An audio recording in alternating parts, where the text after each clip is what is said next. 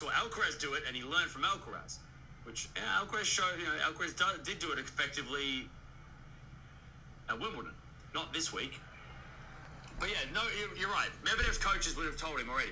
But maybe Medvedev's like, yeah, I mean, you can tell. I can tell you to go out and do blah blah blah blah blah. But if you don't do it, then my words are useless. So yeah, Medvedev's probably been told everything that we've discussed today. In fact, he's probably been told more because his coach is smarter than me. Way smarter. And Medvedev's smart as well. But also, it's like, I know what I have to do, but also I don't feel comfortable doing that, you know? If you're a Medvedev, he'd rather stand back and rally. That's his comfort zone. I can't believe the timing. But again, Medvedev's back in this Can't match. believe the timing. But we'll do it. Palm. Cam, Yes. Carlos would have given Noel a much tougher game. I don't think so. If you mean like it would have been a closer scoreline, maybe, but I mean a tougher game. That just depends on what you mean by tough. I mean, Medvedev's making Djokovic play a tough match. Everybody. This is a tough physical match.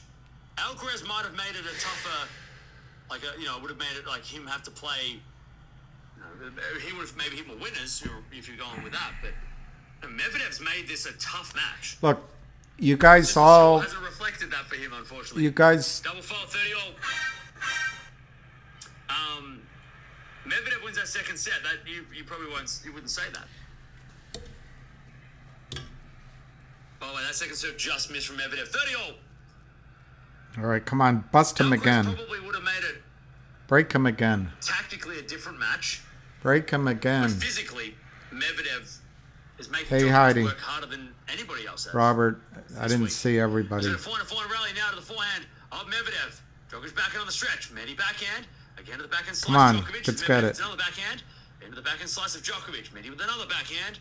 Into the slice of Djokovic. Medi with another backhand. To the backhand of Djokovic. Now Medvedev on the stretch of the backhand. Cross court. Djokovic goes down the line.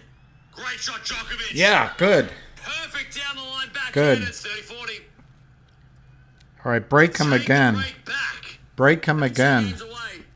Break him The again. US Open, which is Break him again. exactly where Rafa is when it comes to US Open Championships 1.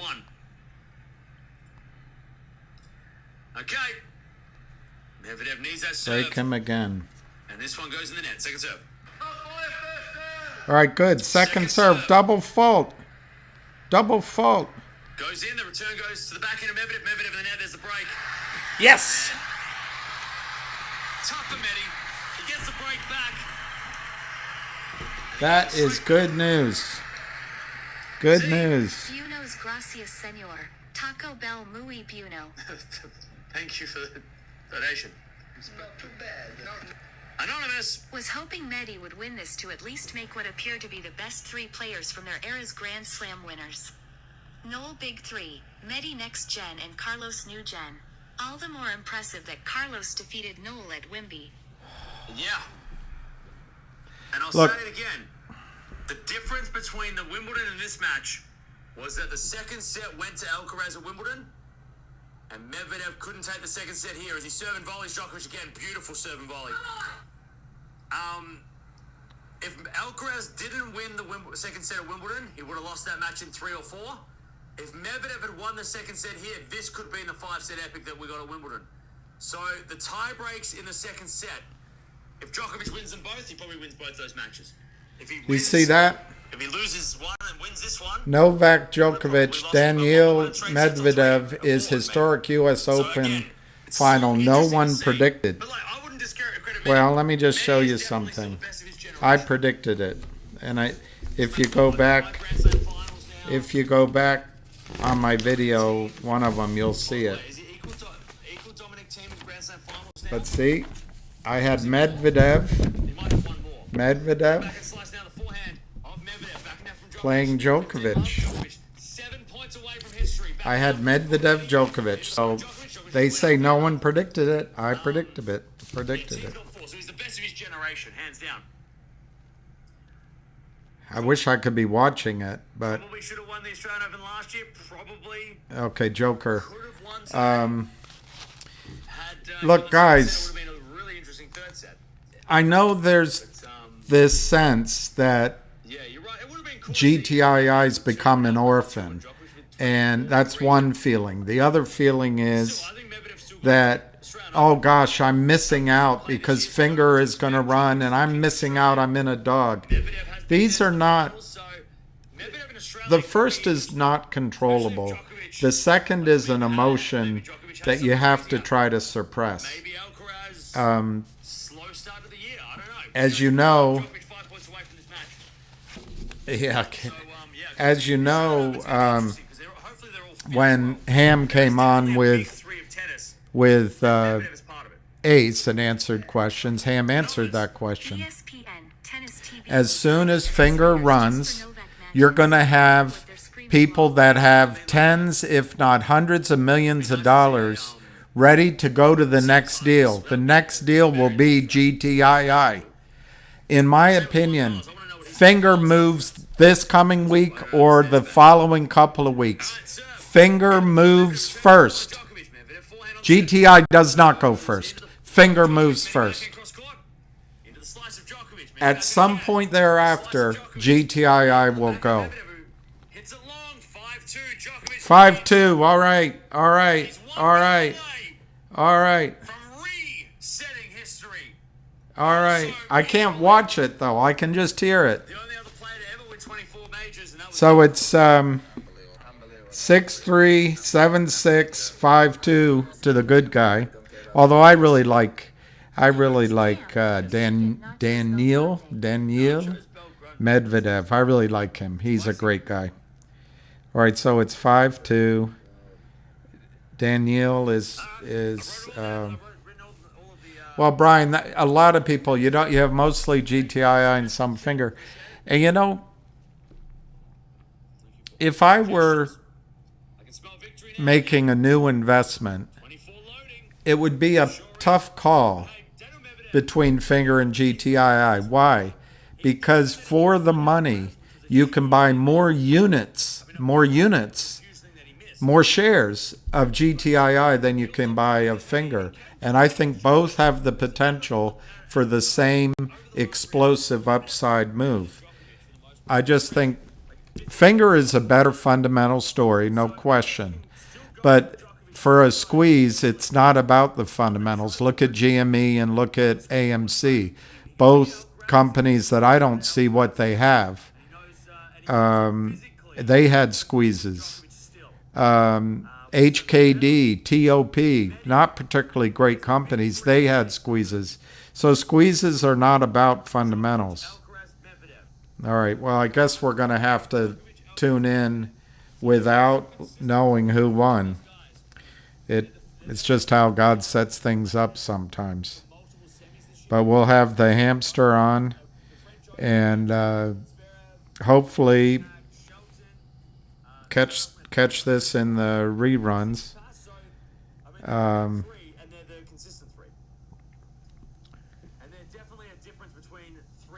Well, GTII and Finger are like dual suns. And by the way, our solar system might have another sun.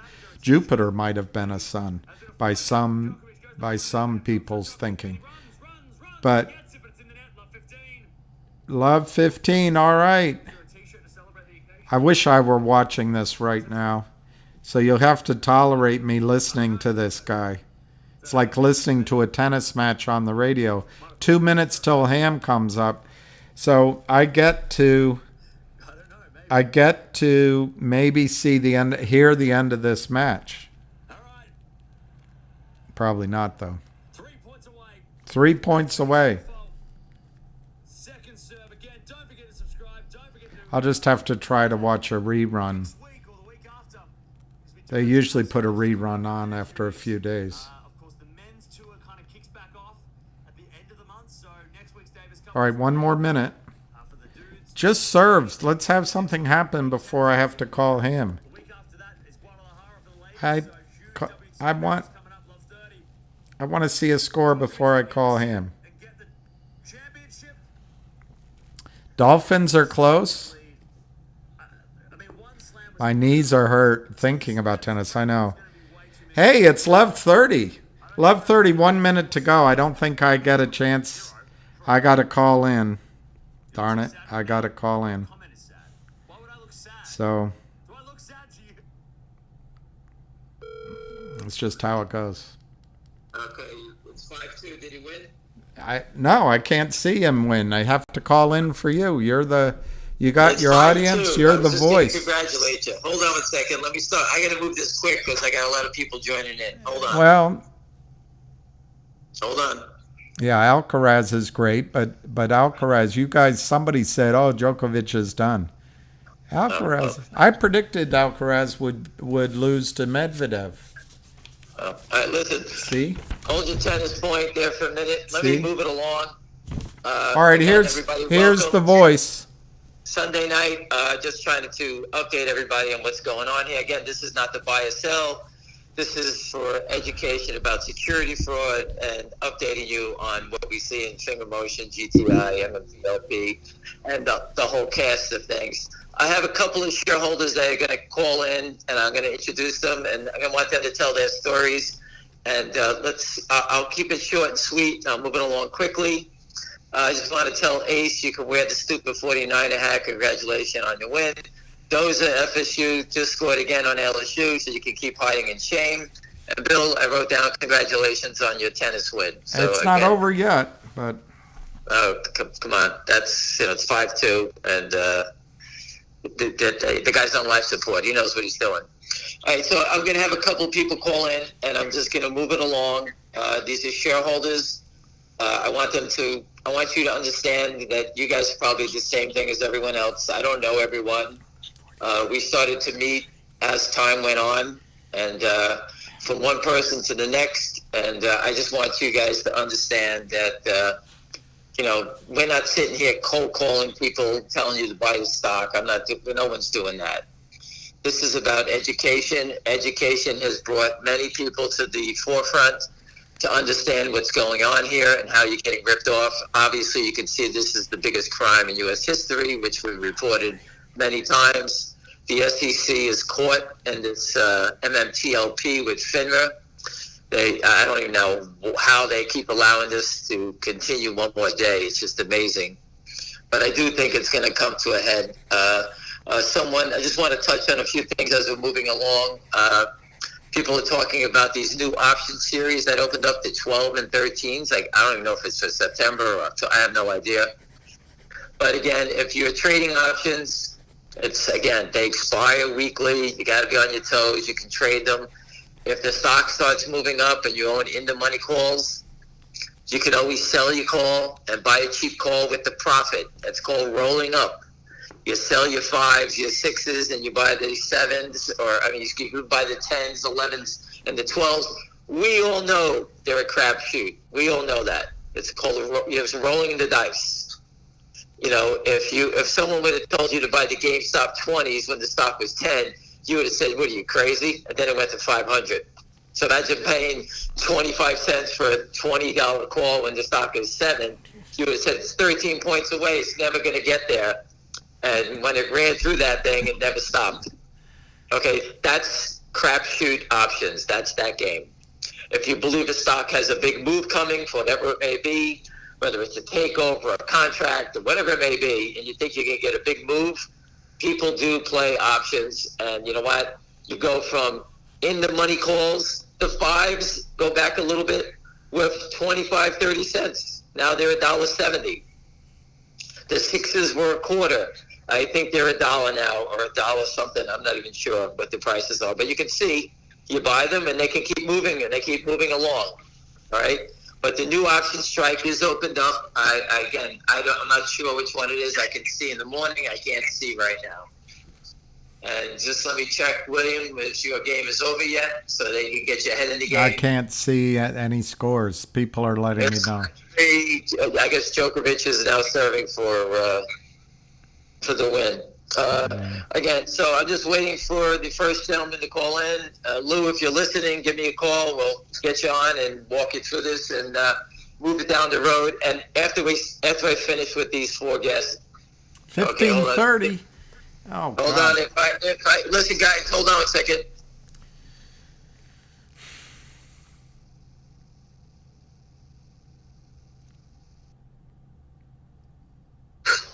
All right, everyone. This is a gentleman.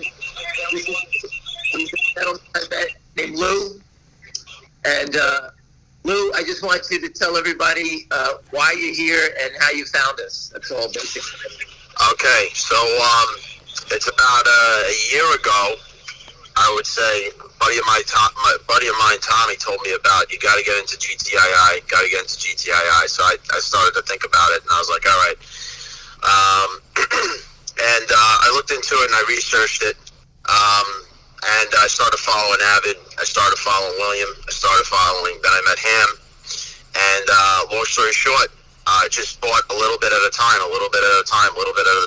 The more that they kept shorting it, naked shorting it, I just kept on accumulating. And they're doing us a favor here. You know, I mean, as the price is lower and they keep on doing it, it's inevitable at some point the other shoe has to drop here. These naked shorters, these guys, these bastards that they're with whatever, these crooks, their time is going to be up at some point. And truthfully, like some of you may know me in the past as Lou the Realtor. As I've been saying this whole time, this is not a play where you should be you should be betting the house on it. Meaning, in other words, you're paying, you're gambling irresponsible. It's a gamble. It's a big risk, like what Ham was just saying. This is something that if you can play in it, then you can play in it and you can take the risk. Be responsible about it. All right, this isn't advice. This is advice. My point is, yeah, go ahead. I just wanted, before we sort of, giving any advice to anybody, your background is obviously not Wall Street, correct? No, it's real estate. And have you learned from what we've been talking about since you've been here? I feel like I can graduate with my master's. I just want everybody to know, I didn't know Lou. He's from my neighborhood where I grew up. Is it done? So we actually bonded because we both come from the same place. But this guy got off a plane, met me and William and a few others in D.C. He came with his blue suit on, his American tie, and he went door to door with us, knocking on doors, educating congressmen, representatives, whoever was in our face. And he learned how to do it in one day as a real estate broker. Yes. And I can't thank him enough. It's been a pleasure meeting him, and this is the type of people that stepped up. It had nothing to do with Wall Street. It had nothing to do with this fight. And you know what? He sees it, and he says enough. May I just say something else? Is this really quickly that, I'm very hard to sell. In other words, I don't just go and throw my money into anything or anything like that. But when you see that there's blatant out fraud, for me to get on a plane and fly to Washington and invest my own money and go down there and actually take action and meet total strangers. Ham was a total stranger. William was a total stranger. Now they're my friends for life, I feel. There's no way I'm backing out of this. They got another thing coming, and I hope they're hearing me right now if they're on this call somewhere, somehow. I'm not selling. I'm not going anywhere. So. All right, Lou, listen, thank you very much. Go enjoy you got it. Have a great night, and thanks for calling in. Let's go Jets tomorrow. All right. Good luck. Bye. Thank you. William, you here, William? Yeah, that was great. Good for him. I have another guy calling in. Jack, if you could call me off. Jack, if you can give me a shout here. I met Jack again through, I don't even know how I met Jack. I can't even tell you. He's another stranger, obviously, and we become friends, and I speak with him, and I wanted him to call in and basically, tell us his experience of, hold on one second. Djokovic. All right, this is Jack. I think, Jack, why don't you tell us how long you've been here and why you came here, and just give us a little feeling of what you see and what you think. All right. Well, thanks. I've been here from the beginning. I'll give you a quick background on where I was and how I came back here. Let's see. Back in the late 90s, I'd taken a company public and was working with a pretty high-profile hedge fund guy in Boston. Who was really into the market, you have some winners, some losers, get a home run here and there. And I had some good stocks along the way, and you kind of wonder, like, did it fade out? And I got jaded. You're like, hey, they have good earnings. It's a solid company. Why is it dying? I took a different direction. I went away, and kind of funny hearing Lou. I've been doing real estate for about the last 20 years. But the investment business has always been close to me. I never had my Series 7 and 63, but I was always pretty around it. Family and friends, a lot of people in it. And it was back probably, I'm going to say February, a few Februarys ago. I got interested. I think I found some of the stuff with Patrick Byrne, the deep capture stuff, naked shorting. I started to look at Twitter. I'd never looked at Twitter before. And all of a sudden I find, some of these guys. And there's G Ham on there, and Dirty Randy, Ned Stark, this whole group. And it was just, I fell into it by chance and started to interact with it. Surgeon Doc, I don't know, it was a very small group at that time. And I just started, it's the stuff you say, it was like learning, getting the education on it, reading more and more, listening to what you said. And, I think I knew what shorting was back when I was in high school, college, hey, you can short a stock. Never knew what naked shorting was until recently. And it's funny. I mean, I talk to people, friends who are, and I try to explain to them, and some of them are, PhDs, MBAs in finance, and they still don't get it. I mean, it takes a long time. There's been 2.5, 3 years of this, like a full-time dedication, absorbing everything you can in the information that you've spread to everybody. It's true. The more you look at it, the more you see. You do it enough, you can see it happening in real time. You can see what's going on these companies. So in your education, you think that you actually everything we've been talking about, you taught yourself and you can see it now, correct? Yeah, well, I think you taught us. I think there's a lot of smart people out there. There's the Patrick Burns and you and so forth. There's a lot of people who have taught people how to see it. And by listening to you, following the things you've said, you get good at it. You get really good at reading it and seeing it happen in real time.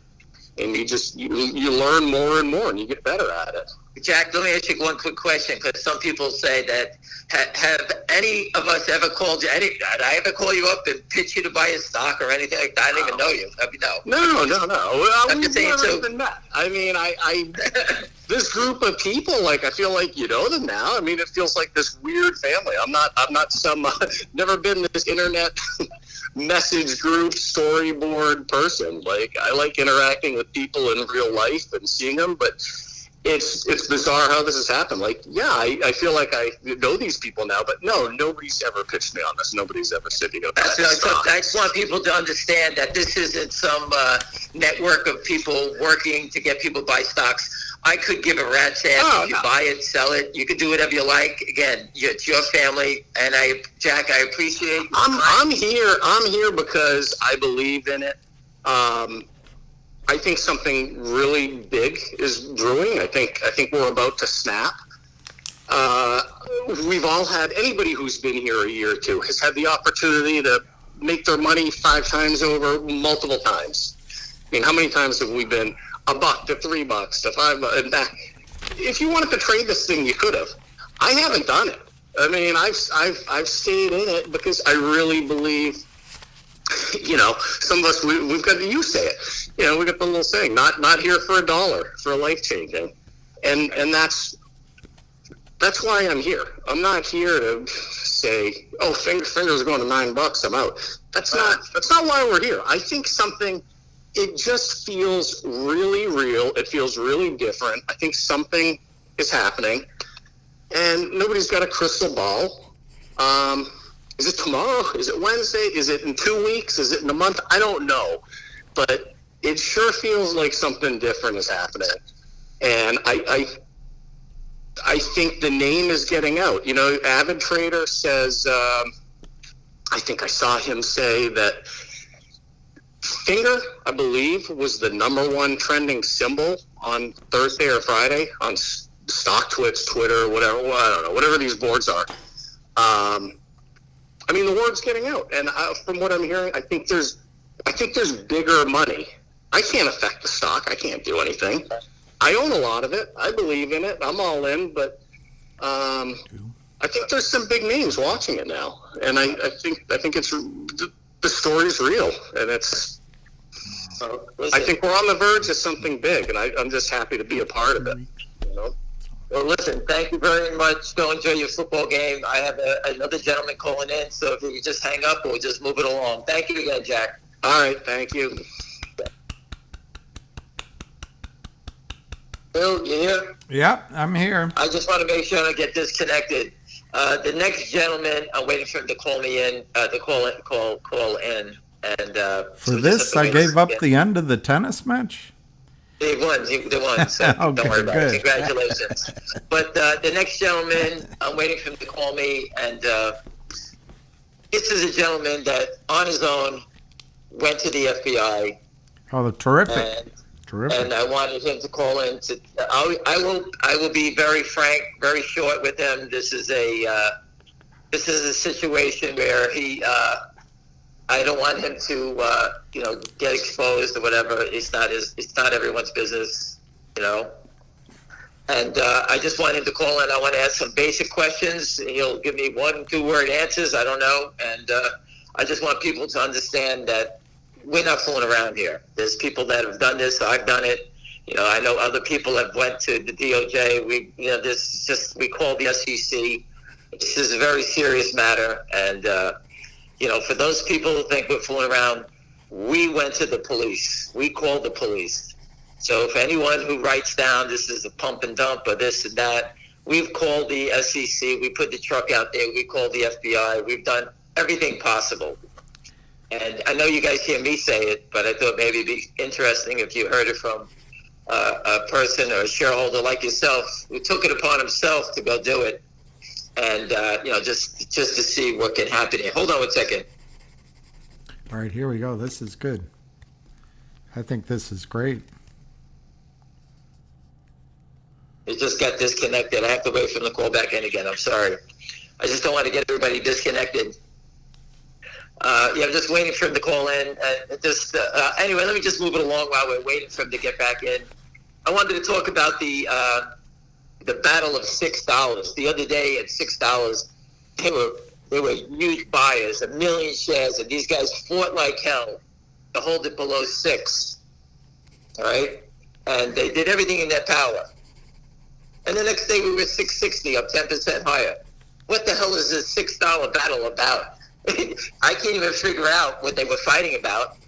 But I just wanted to let you know is that I've always said a real short would let it go higher. These guys are fighting to hold it down, and the next day is like they're out of gas and the stock pops to 660. So it's either A, they're worried about margin, or B, they didn't want any momentum and margin. They don't want the momentum to continue. Hold on 1 second. Hold on.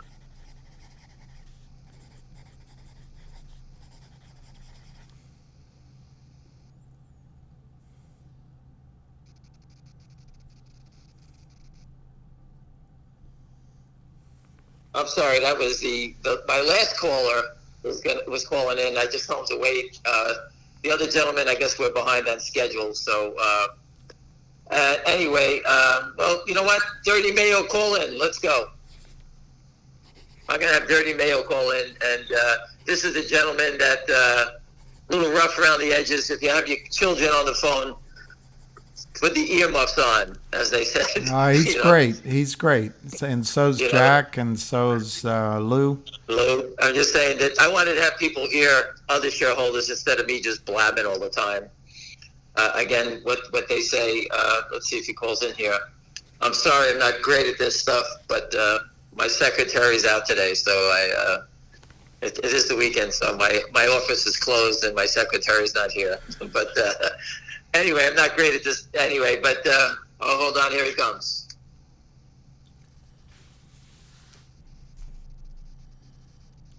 You've got the voice. I got Dirty Mayo again. He has the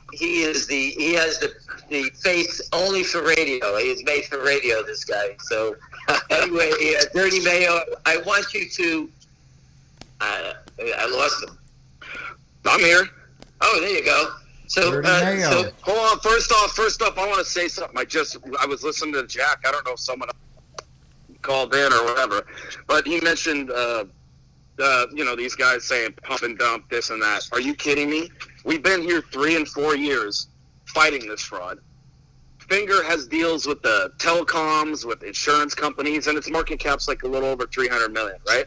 So these guys bashing it. There's these bashers all over. I've been attacking them. This guy trades zero, another jerk off. He's got an MBA from Harvard or wherever he was. He talks like he's some genius, right? He was bashing the stock at 4. Now he said he went long for a swing trade at 630. Right? You remember that? Anyone? Was it on 100 shares? Yeah, I don't know. These guys, they're paying these guys to bash the stock. I really could give a shit. We've been here for 3 years. This ain't no pump and dump. Or 4 years. I don't even remember how long it's been. It's been a while. I just wanted to say that because I was, when I was listening to Jack. Just I want you to know, could you tell people where you came from before you bumped into me? Yes. I've said this, I think I said this before to some people, but it's been, there's probably new people on the call. Well, originally I liked to gamble on sports, and I had a bookie. Anyways, he got pinched in the East Coast, and this was before computer, betting on the internet and stuff like that. Anyways, so my uncle told me, hey, you want to bet real money? You want to make real money? Get into Wall Street. So I got a subscription to the IBD, Investors Business Daily, and I saw this, so I started reading, trying to learn, because I knew nothing. They didn't teach us about, the stock market in high school. At my school, they didn't. And so I was started reading the IBD. I'm like, wow, I don't know shit. But I saw this article on this company, Northwest Bio, NWBO, and they had a phase 2 trial that was, the success rate for brain cancer, boom, boom, boom. So I was like, shit, I'm gonna, this looks like a good one. So I bought it at $3, $3.25, something like that. And within a few months, the stock was ripping. It went to like 12, almost $12, $13. And this guy, Neil Woodford, put $200 and something million into the company. He was a friendly financier, not like the Kramers or Lynn Partners, right? He actually was supporting the company. And then I was out on a fishing trip, and I get a call. And my brother was like, I got him in the stock, and he's like, what the hell is going on? The stock dropped like $2, $3. And I was like, shit, I don't know. Then the next day it got hammered again. And so I was on Twitter, because I was trying to follow stocks on Twitter, and I see Adam Fierstein put this hit piece out. And I was like, who's this guy? So then I kept researching. I heard about naked shorts, and I'm like, I barely knew what shorting was. I'm like, what's a naked short? So I started following this guy, Smith on Stocks or something. He did a bunch of stuff on naked shorting, and I'm like, oh, shit, this is crazy. So I called the CEO, or not the CEO, it was the vice president. Les Goldman's his name. I hate to bring that name up. It's bad memories. Because this stock cost me like $100,000 because I was an idiot and held on to it till the end. But anyways, I called him, and he was like, oh, I said, fight, do something. I go, these guys are calling your drug a fraud. Right? And they're literally calling your drug a fraud. Get out and say something. And he's like, oh, blah, blah, blah. Anyways, they ended up hiring a CIA guy, Coffer Black. They hired another guy on the board, an FBI guy. And in like 8 years, these guys have done nothing. The stocks they haven't fought back. The stocks went from $12, $13. It went as low as 10 cents. And now I think it's at 40 or 60 cents or 70 cents, something like that. I don't watch it anymore. But they said they were fighting, but they did nothing. So anyways, I was wet behind the ears back then. I literally knew nothing.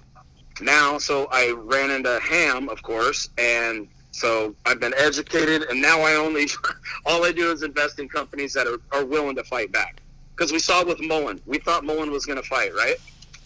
The stock was near 50 cents. What happened? He didn't fight. They did a 29-for-1 reverse, and then this was all within the last 6 months, and then they did another reverse. I don't remember if it was 9-1 or 11-1, whatever it was.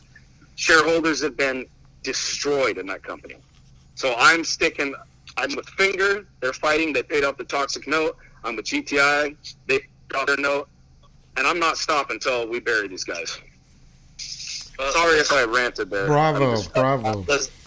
I have to let you go. I just want people to understand that there's people from all over the country. We touch Brooklyn, we touch Boston, we touch. Hold on. You gotta let me go already. I want to fucking start betting. The Kramers, I ain't stopping until they're freaking dead. I want to bury these guys. The fight started with them first. Lynn Partners, we'll bury Lynn Partners, but the Kramers, you're gonna rob me, steal from me behind a computer? Ain't happening. I got robbed over South Northwest Bio. That ain't happening here. I'm fighting till the end. I wish they'd come rob me to my face. I heard the rumor around Long Island is the Kramer has whatever Kramer's a boxer has a glass jaw. I'll put that on full display. Well, listen, I'm coming out to your area. I'm going to rob you tomorrow. Stand on the phone. I got to go. Hey, listen, I appreciate your time. I have the other gentleman calling in, and there's football games on tonight, and the Seahawks are trash. They just cost me some money, but listen. Just follow Ace and his stupid 49 hat. I know they rolled. I know. All right. Thank you very much. Let me get this other gentleman on. Hold on a second. All right, later. Thank you, Dirty. Okay.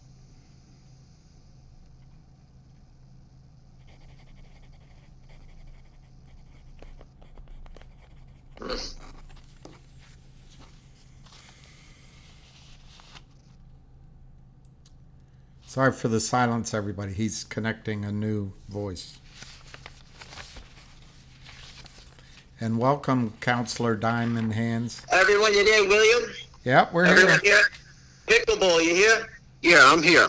All right, this is Mr. Pickleball. I'm going to ask questions. He's going to be short and sweet because this gentleman has done something that is remarkable. He did it by himself, and we call him Mr. Pickleball. And Mr. Pickleball, can you just tell us what you did and short and sweet? Sure. I play pickleball at a local park, and you get friendly with the people that you play pickleball with. Oh, what do you do? To one guy, he asked me what I do. So one of the guys I play pickleball with this is an unbelievable story. He's a retired FBI agent. So I told him about the story about the GTII scam, and he told me to contact the local FBI offices and to use his name. So the process was you have to file a report and send it into the FBI. They look at the report, and then they contact you a couple of weeks later, okay? And about a week or so later, I met with two FBI agents for about, I would say about an hour. They were very interested in what I was saying. I discussed the Kramers and the GTII scam, and it went very, very well. You said to me before that when they said the Kramers, they were aware of who they were, correct? I think they had an idea who they were. I'm not totally sure on that. But they don't give you. So when I went to the FBI, it's the same thing. They don't tell you where it goes, what happens. It's a black hole, correct? No, I got the impression they have to file a report, what I told them as a witness, and it goes into their computer database. So if anything pops up with GTII or Alpine Securities, they go through their computers and they look at, all the information that they have. Right. And I gave them about 25 pages of information, copies of about 20 LLCs that the Kramers use, and they even have an LLC now that they work out of Virginia. Right. So they were interested in that. I don't know if there's any out-of-state crimes with that or so, but I think having the name of the agent gave me credibility. Right. And they were very interested in what I was telling them.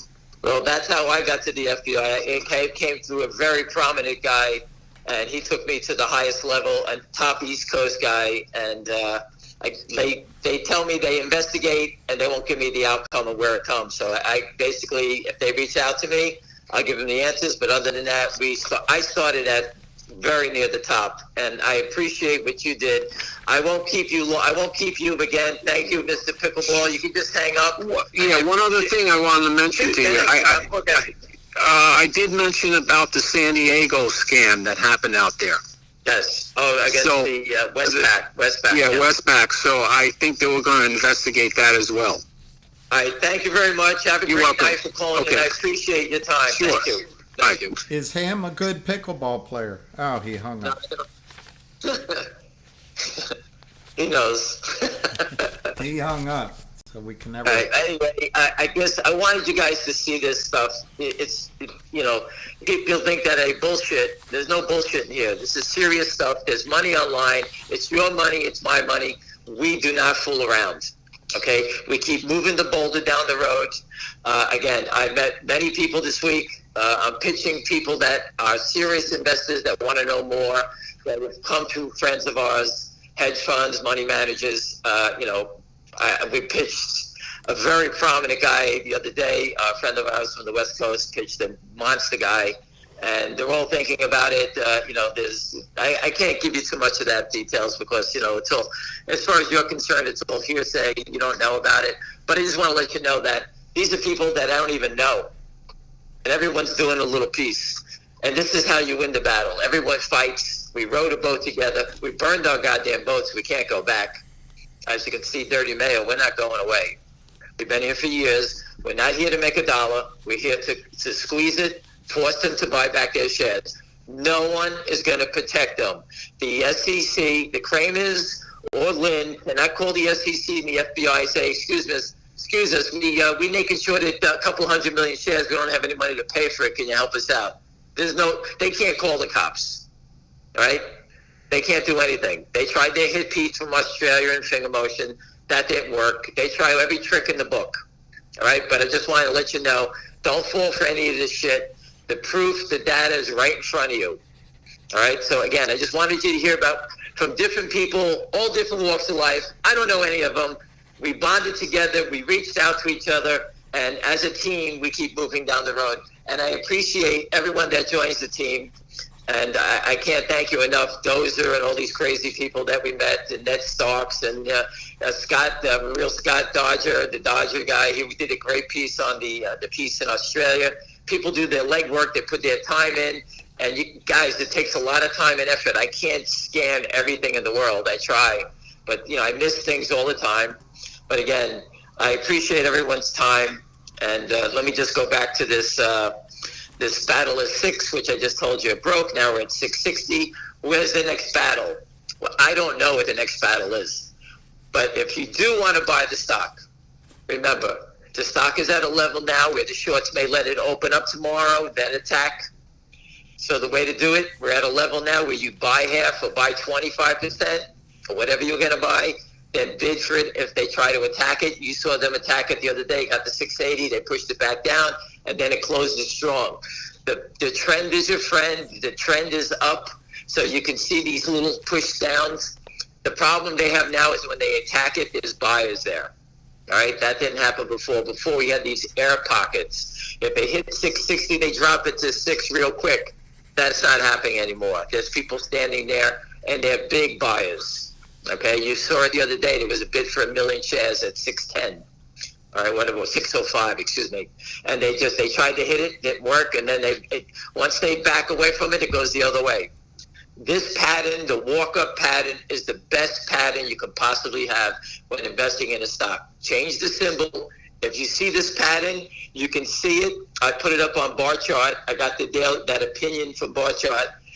It's 100% buy on every chart pattern. Okay? And think about that. 100% buy, even when we're fighting fraud, which, again, I'm not a chart guy, but I always just look at it. And the opposite is GTI is 100% sell. That is the pattern that they create when they have control of the stock. They make it always look negative on every chart, and people report on the charts, and that's why I keep trying to tell you, I don't trust the charts when there's fraud attached to it. All right, William, any questions before I go to... There's questions. wait, let me just get this off my chest. 2 more things. Well, you asked. Right? I'm sorry. Number 1, A gentleman bought, a friend of mine that I know, his buddy bought $85,000 worth of call options. He works at JP Morgan. I don't know the guy. I know that my friend told me about the guy the other day. I put it up, and he bought the September calls. The word on the street that there's someone failing somewhere, there's a problem on the street in settlement in this stock. I don't know who, where, what, but a stranger went out and bought $85,000 worth of calls.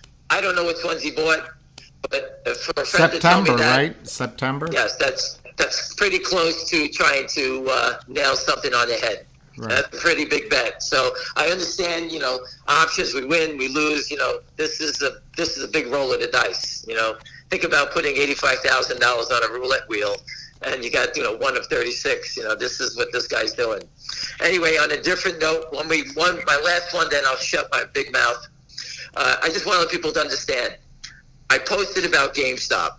The difference between GameStop and I'll go finger motion and GTII, it's the same thing. We're the same two-headed monster here.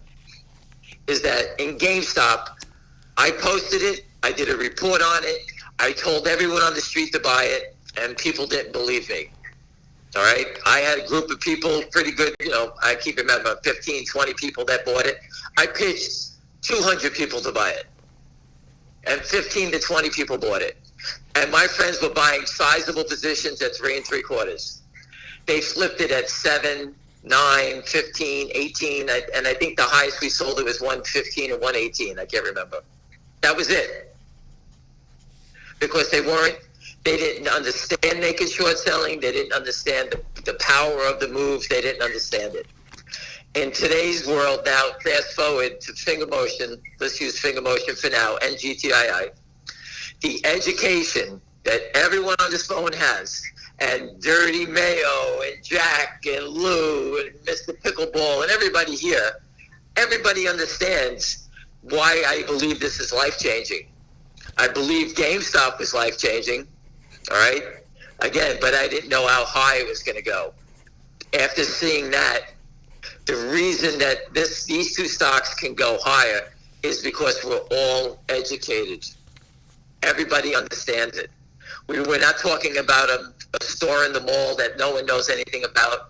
Everyone's always saying these things don't go anywhere. That was the company going on the heap, going to 0, and it went to 500. All right? Think about if everyone in that stock didn't flip it like my friends did, okay, because they understood what was going on, what the difference would be today. And that's what you're seeing in finger motion. Everyone is understanding the fraud. We're all educated on it. We know the short. We know who it is, whether it's Lynn and their partners in Australia, the billionaire. We know how big it is. We report the daily data on it every day. We know they don't cover because they keep selling more. And the same thing in GTI. It's the same thing. And in GTI, you can add in the Alpine mess and the proof from the depository trust. What more can I tell you? You got two stocks that we reported on, not for a week, not 2 weeks, for years. We reported every day. We didn't take off a day, go on vacation. We report on this stuff every day. And if I was not here, we had guys like Dozer, Dirty Mayo, Jack, everybody put it in 2 cents on the crayon eater, the baker, even though he cries all the time. I have to tell you, we got this guy as baker. He is, no matter what happens, he cries. His stock goes up, he cries. He didn't own enough. He sold it. Every day he cries. He's the biggest pain in the ass in creation. But he's part of our team. I inherited him. But anyway, so I just wanted to get that off my chest. That education is the difference between GameStop and finger motion and GTII. There was zero education in GameStop. The only person that taught anybody in GameStop was me. And I posted my post, and I posted my report on it on GameStop. I could have picked a million stocks. I picked that one to do a report on it, and it's right there, so you can read it yourself. Anyway, let's move it along because people like to go watch their football games tonight, so let's go. The VW squeeze took about 4 days. How long will the squeeze be for finger?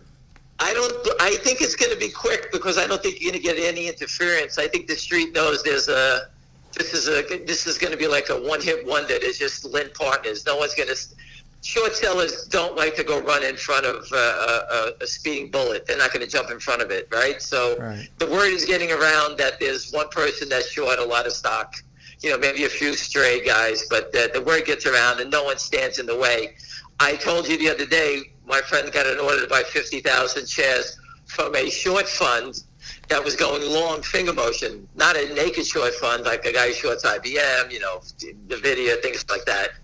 And they bought 50,000 shares the other day. As a broker, he told me they did it. So it's getting around to short sellers to go long. So that's a great sign. You mentioned the new options coming out. Do you have any I know you're not really recommending options, but what strike level would you focus on for this week? Listen. Better not to say. Listen, if you believe this stock, like I believe, is going to the moon, why would you sit here and buy something for $1 when you could buy something for 25 cents? Right. That's how I look at it. Right. I know it's a crapshoot. I got it.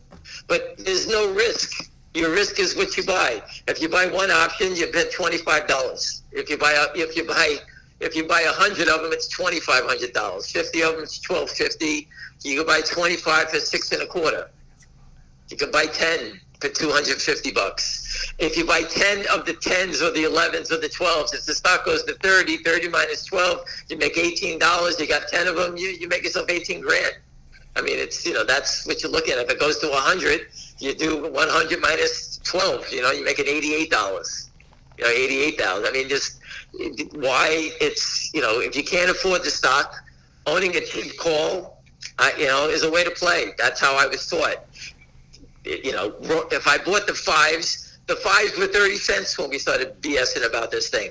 They're 150, 160. So if you sold them at 150, you could make $1. Take 30 cents, invest it, and put $1, 80 cents, 70 cents in your pocket as profit. And you got a free shot. Don't ever look at it again. And if it doesn't work this week, you can do it next week. And this is the way you have to learn to trade options so they're free. Because you got time on it. The time expires on these things. But we have 5 days left. That's an eternity in a stock. An eternity. People don't understand that. Just wake up and you say, oh, it's Monday, it's Tuesday, we have 3 more days to go. Think how sometimes the week drags, The stocks can take off in a second. This stock has got this stock is, the jet engine's been lit and it's getting ready to go. What second it goes, I don't know, but everything is pointing up. I've had 100 calls this weekend of people saying they're going to buy stock, away from me, reading a chart, seeing, Avid's videos. Hey, people, give Avid follow his videos. The guy works hard. He works all weekend trying to report everything he sees. You don't have to believe what he says, but, people working hard, I guess he gets some ad revenue from his videos, help get followers. Just watch his video, give him a like, dislike, whatever the hell you want to do. But the guy works hard. So, like I said, we try to help everybody out. Anything else, William? Yeah. I think it's Jennifer said this. ARM is a chip code. IPOs on Tuesday. It might be interesting to watch.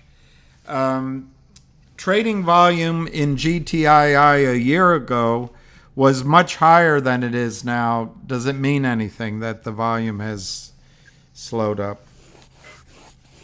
I don't think it does, but that's the question. It doesn't mean anything. Okay. There's a couple of people that want to call you. I'll work that out with Busy Brands. Right. What's your gut feeling for what will happen for Finger this week? Well, I don't have a big gut, so listen. My opinion, I think it's going to continue to move higher. I know there's big buyers around. They're still trying to buy stock. I know brokers that have orders. They're saying they have customer orders. They're buying it. So again, how much of these guys are going to listen? I told you, if I was a short seller and I'm listening to this call, move backward, sell it at 10. They can't let it go up, so they keep trying to hold it down. By holding it down, it's just making a better technical trading pattern for people to buy. It's very safe and very orderly moving up. Remember, everyone, they need it to be volatile. They want this to go up and down real fast so people panic. Slow and steady destroys them. And that's why I say to protect yourself, if you do play, you buy 25% just to make sure you own something. And then you leg into the trade, meaning you add to it as it goes along throughout the day. And let's say the stock is moving higher. You could sit there and say, okay, I paid $7. I bought it, I bought 1,000 shares at $7.50. You know what? I'll buy another $2.50 there. It's $8. I'll buy another $2.50 there. And you say, wait a second. I'm adding as it goes up, but my average is like $7.40. Or something like that. This way you leg into the trade, and you as we call it, keep some powder left so you can buy. Most retail investors, we buy it and we sit there and we watch it like the Statue of Liberty. We don't move. We can't move because we used our money. So think about it. If you sometimes you bought a stock and it goes down a quarter, you say, boy, if I waited, I could have bought down 25 cents. Well, I'm trying to teach you so you don't get that mistake. You buy a little bit and then you add as it goes down, or you can add as it goes up.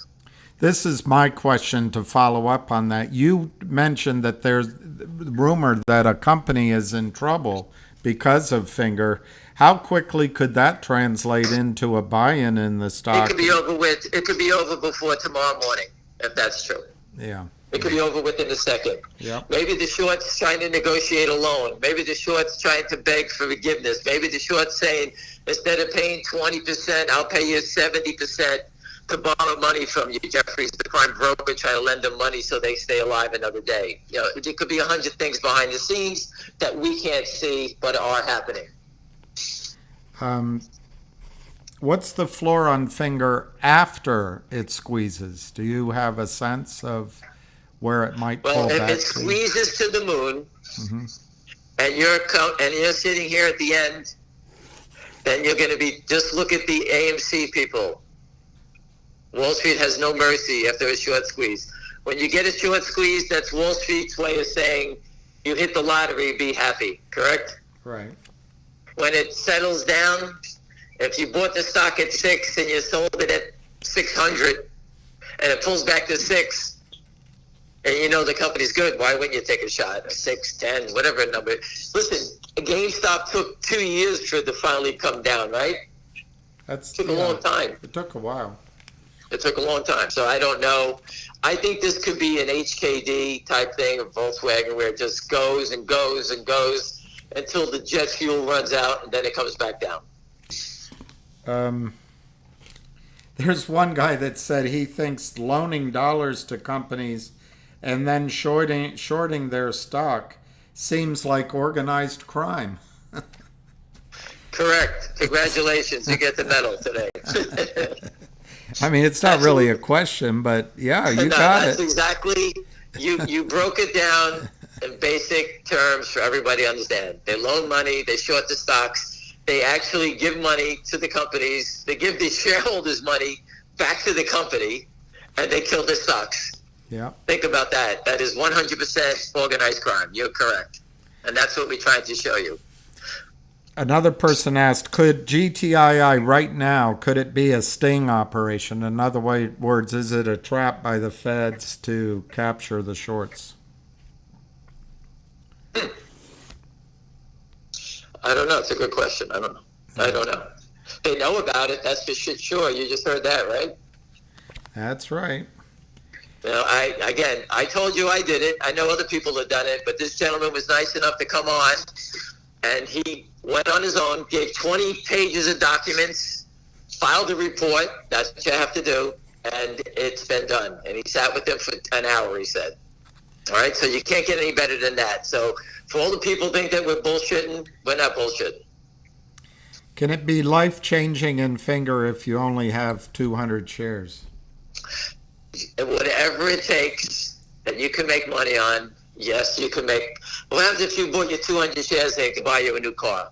Would that change your life? Yes. Right? Could it pay for a vacation for you and your family? Could it pay for a medical emergency, anything can happen. Pay It's off a better credit than owning- card. It's better than owning nothing. Right. Number one, you're getting a life experience that you're never gonna get before. You're never gonna get this experience ever, because you're understanding security fraud. You're understanding how to trade it. You're getting a lesson. If you're nervous about it, you sell 100. You hold on to 100.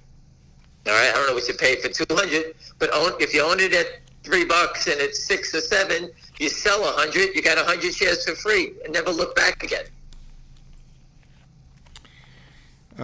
Just remember, I did it 1,000 times. I thought I was a big shot. I buy 500 calls, 600 calls, 1,000 calls. They go up 50 cents. I sell it. I make 50 grand. Instead of holding on to 20, 50 of them, I was a big dope and I sold them all. And the next day the stock would go 10 points higher. I would have made more money holding on to the 20 than I did it selling all 1,000 of them. That's how stupid I was.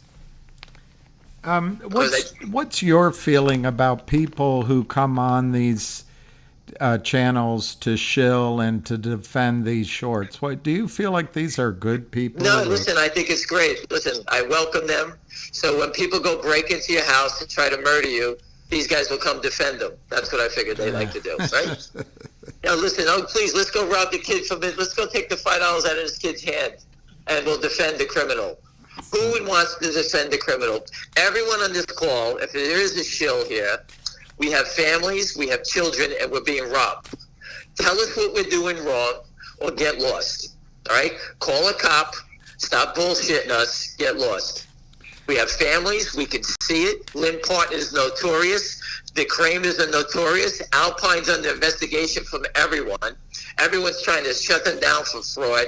The Kramers have been labeled bad actors. It's complete fraud. The SEC says naked short selling is fraudulent activity, and yet this idiot wants to defend who? Yeah. Lynn Partners and the Kramers? Yeah. Why? I don't know. Why would you? Listen, if you want to short the stock, go buy some puts tomorrow. Shut your mouth and go buy the puts. What are you going to tell us for? We don't care what you're doing. Exactly. Go buy puts. Knock yourself out. There's several questions about, Gary Gensler will screw us somehow. They halted top. They can't call a cop. That's all nonsense. Listen, MMTLP, people, stop. MMTLP is security fraud by the short sellers. That's why it's been stopped. It's got nothing to do with it. There is no company. They created it, these idiots. All right? So please stop bringing up Gary Gensler. They can't stop this. This is a public company. Is there an indicator? Nothing. Is there an indicator you can watch or a sense you can watch in case they will halt finger? Someone's asking. I think. Oh wait, if Gary Gensler calls me up, I'll let you know. All right. And the final question I don't think you can answer is: do you know anything about an S3? An S3? I don't. No, I do not. I am an expert on naked short selling. What public companies do, that's not my business. I could care less.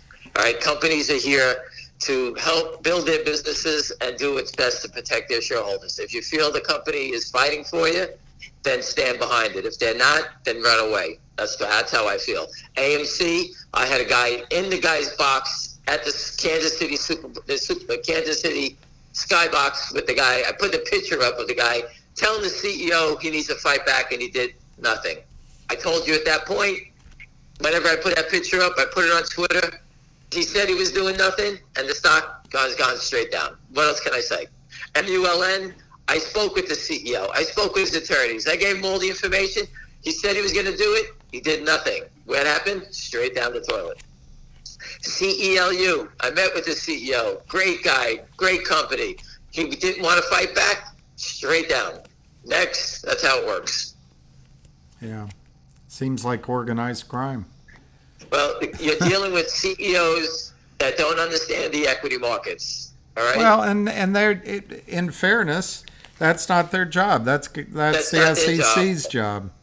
Well, listen. Just remember this. How does the tail wag the dog? Right? How does a public company get completely controlled over stock settlement? Has nothing to do with the public company. Yet stock settlement controls the public company. Yeah. That's it. That's the crime. And that comes down from the SEC, the DTC, the stock settlement system, is completely broken and fraudulent. We're helping to expose that. If we can help expose it in finger motion, we can go one at a time, which the SEC is allowing us to do. I think the SEC is cheering us on, saying, go kill them. Kill them one at a time. Go kill them. That's what I think is going on. That's my opinion on it.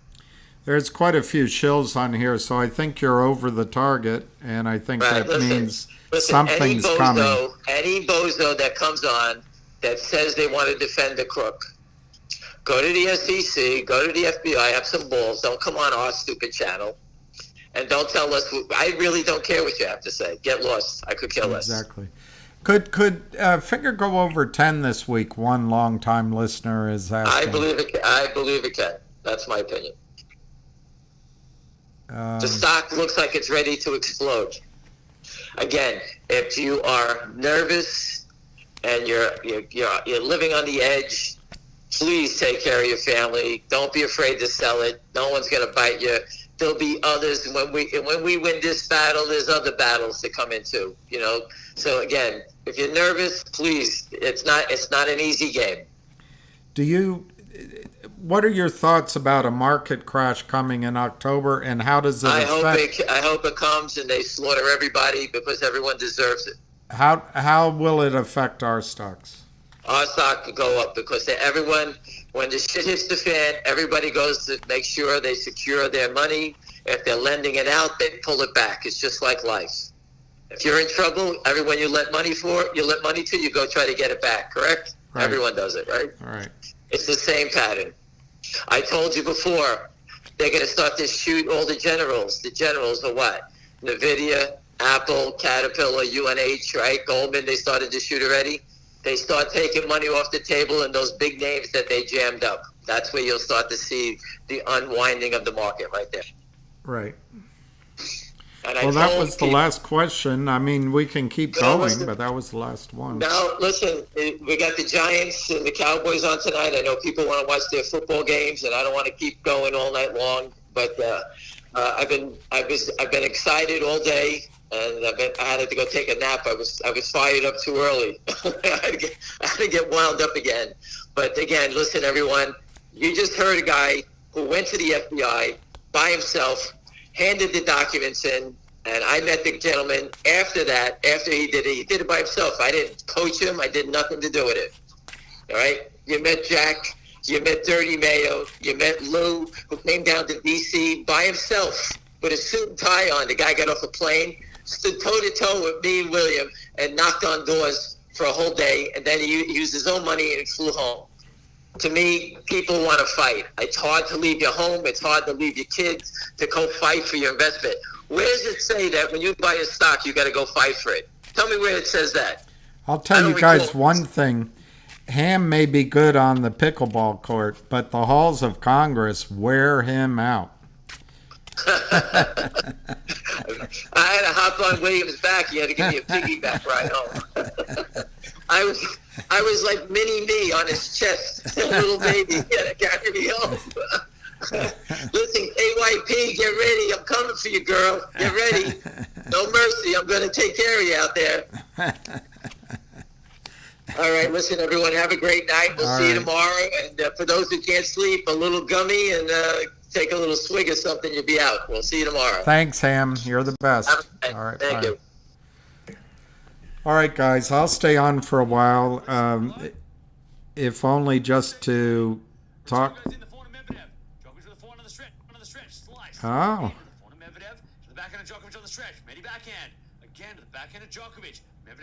Who's serving Medvedev? All right.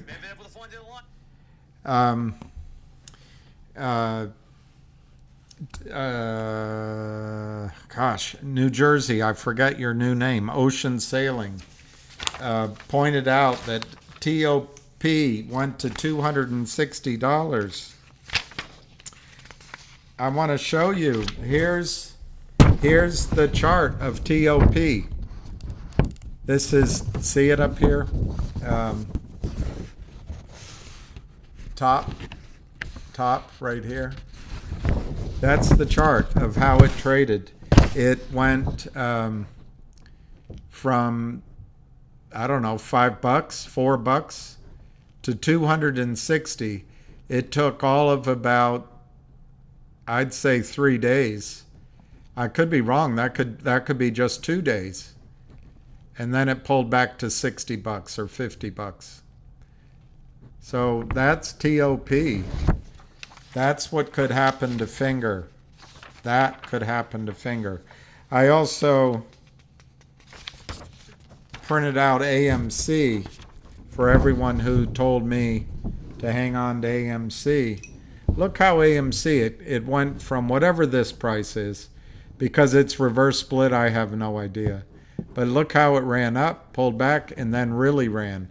But look how the reverse split has killed that stock.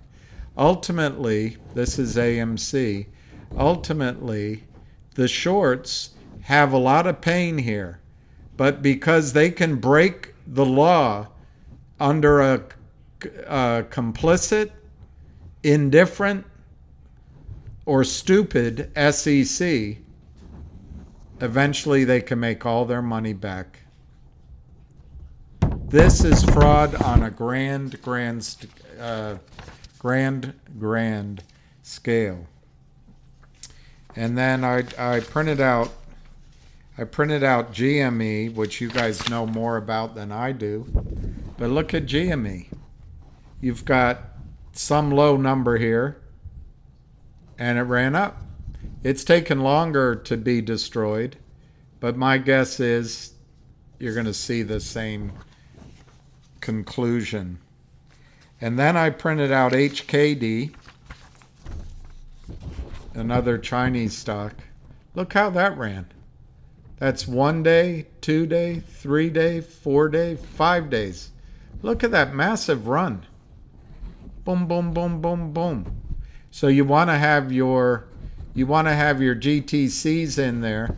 So as it goes up, it's like Mrs. Pac-Man. They bite on your orders. I couldn't find I did a different chart. This is an old one. I couldn't find my Finger chart. Anyway, it doesn't matter. I just want to show you that I think 825 is your next number right here, 825. 825. That's where I think it could go this week. This is Finger's letter they put on the SEC dated August 1.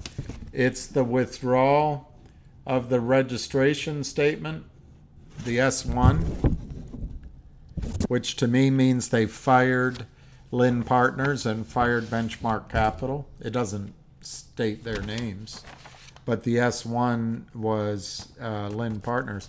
Well, that was August 1. They probably started working on this prior to filing the letter. So let's say mid-July.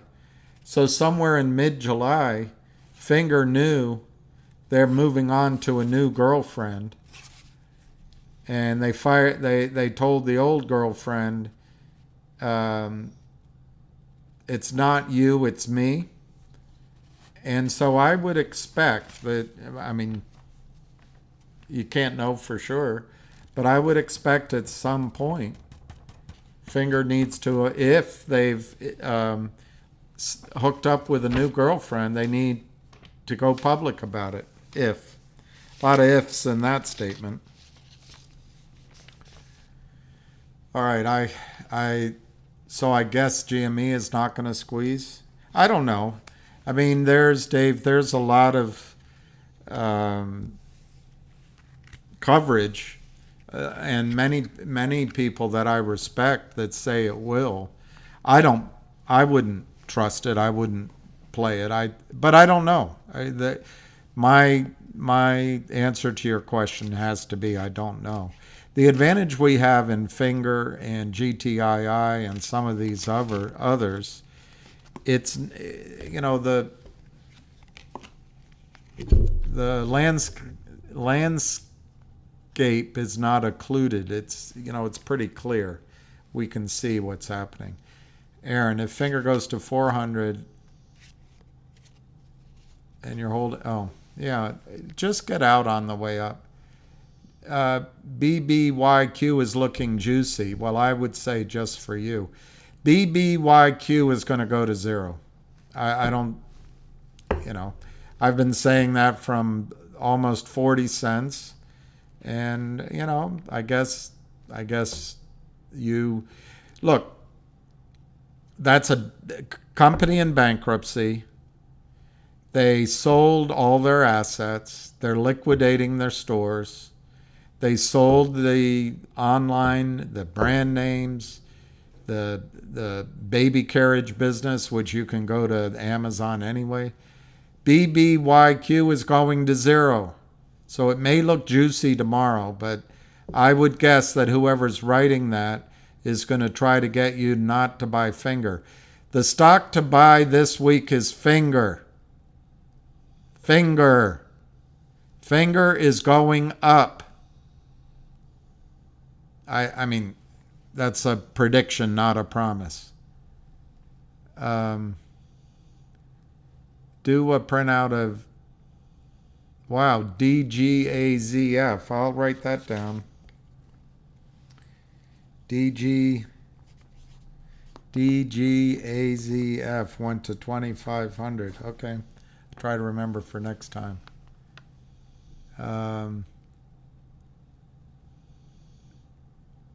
Which company is Ham?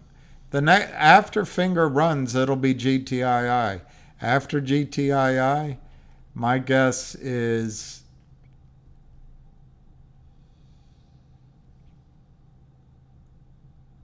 they're ocean sailing. I am sailing far away across the sea, always sailing. Go Giants? Is that the New York Football Giants? Why do they call them the New York Football Giants? But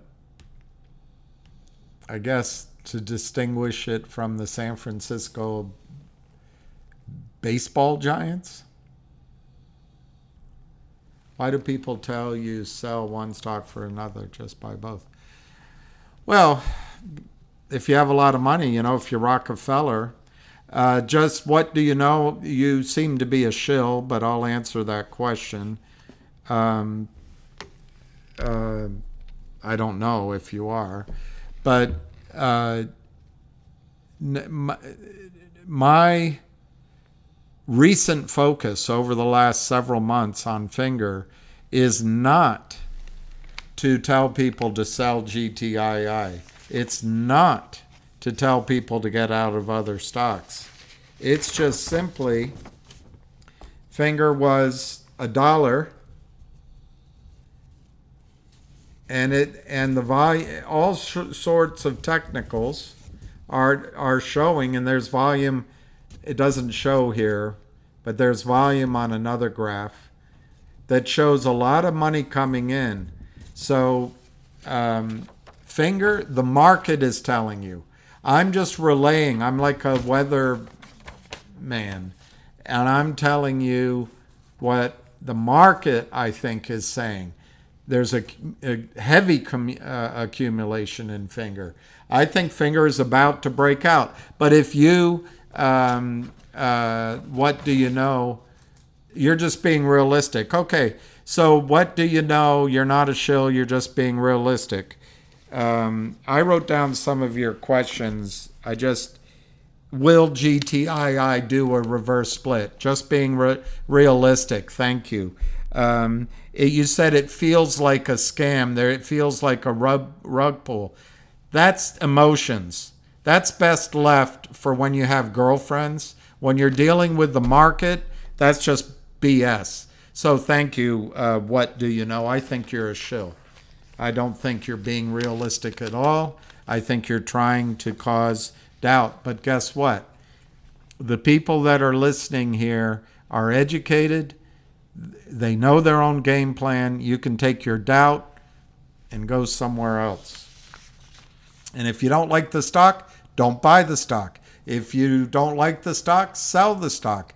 If you think it's going to go down, get out of it. If you have a different stock you want to recommend, open up your own channel.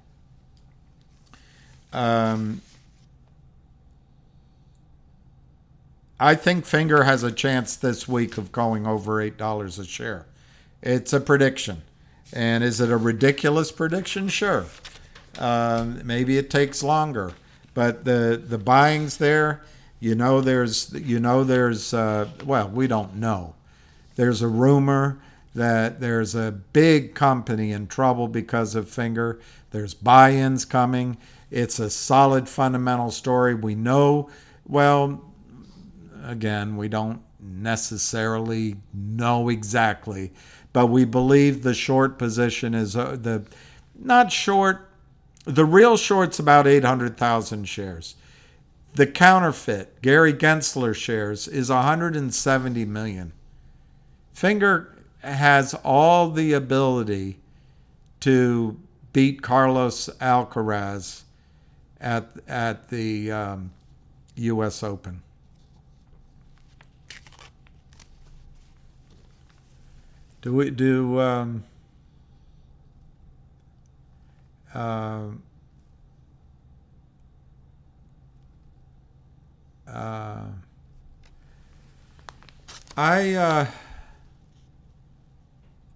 For Giannis, I think you're asking about Finger. I think you are.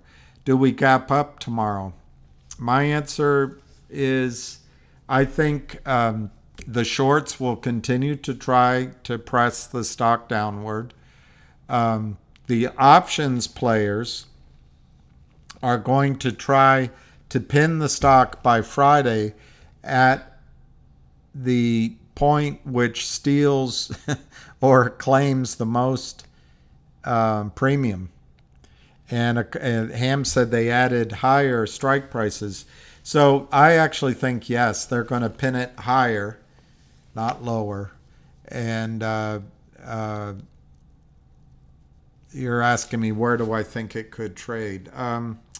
Let me just look at the price, the closing price. Because I can't remember where. Was it 611? I can't remember where it closed. 659. I think they will try to get it down this morning in the pre-market. So I would expect that the stock could go down to maybe in a spike, maybe 610, 615 in a little tiny spike. But it won't stay there. And I think the stock will open over in the trading. I think the stock will open over $7 and could trade $7.58 tomorrow. But certainly by Tuesday or Wednesday, I would expect it to be $7.50 to $8 a share. And I think I couldn't find the chart that I worked so diligently on.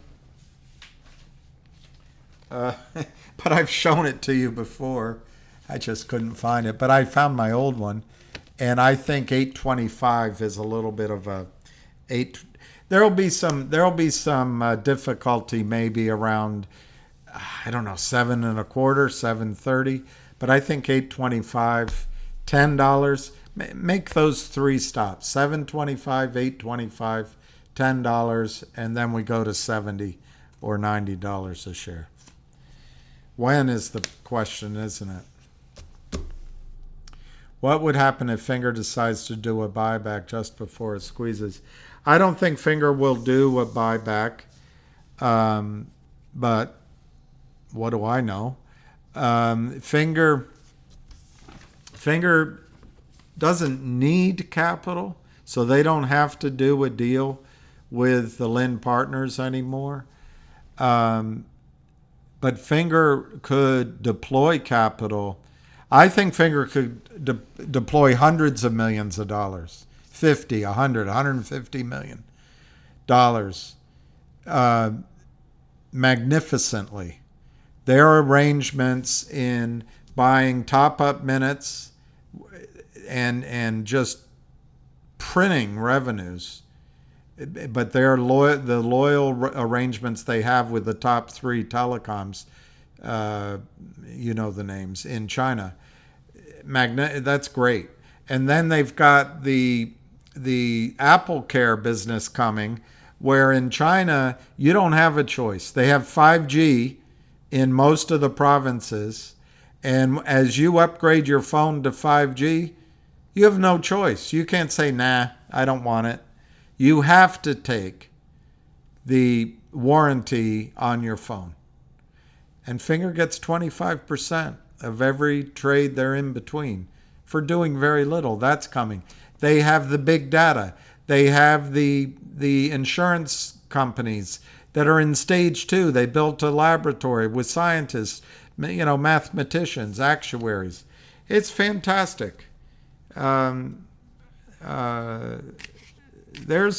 a lot of reason to expect that Finger will make some sort of alliance with a financial partner, because they can deploy the money and make this the next heartthrob of the I don't know what to call it, mobile phone space, the internet space, the online space, the whatever, high-tech space.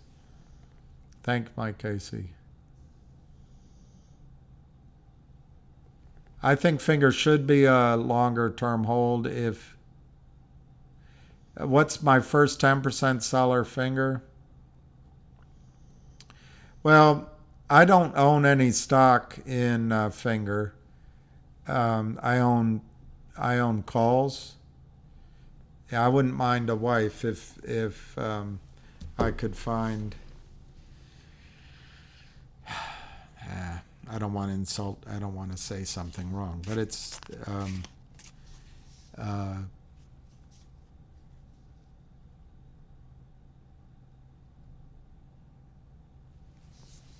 The dating world is pretty confusing now, particularly to a guy like me, but it was always confusing. Where would I sell 10% of the stock if I owned it? I think I would sell 10%.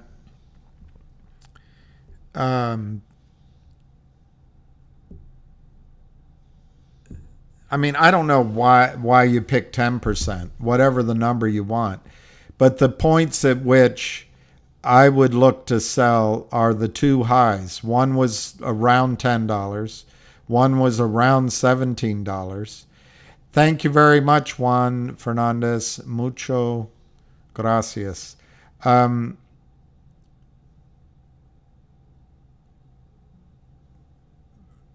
then I would use numbers round numbers, people always put orders in.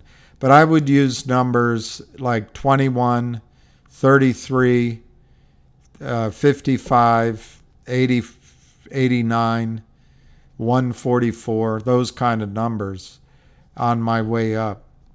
But 150 and 75 will be big potential stopping points. Janssen, thank you very much. Anyone know how to enter an iceberg order? I'm buying calls tomorrow. Stepford Way. Well, we don't know where it is fraud. It is fraud. So to answer your question on the stock, I would pick a number, and I would do it before it opens tomorrow, where you can get your original money off. And then I would have orders in mind on the way up, because the spikes happen very quickly. In terms of the calls, I think I'm going to look to, depending on how the stock trades, if the stock is flat or they're successful at driving it down, I'm just going to hang on and take my lumps. But if it moves up tomorrow or Tuesday, I'm going to try to take some profits in my calls and take money off the table and buy the higher strike prices. That way, I'm in it for free if it runs.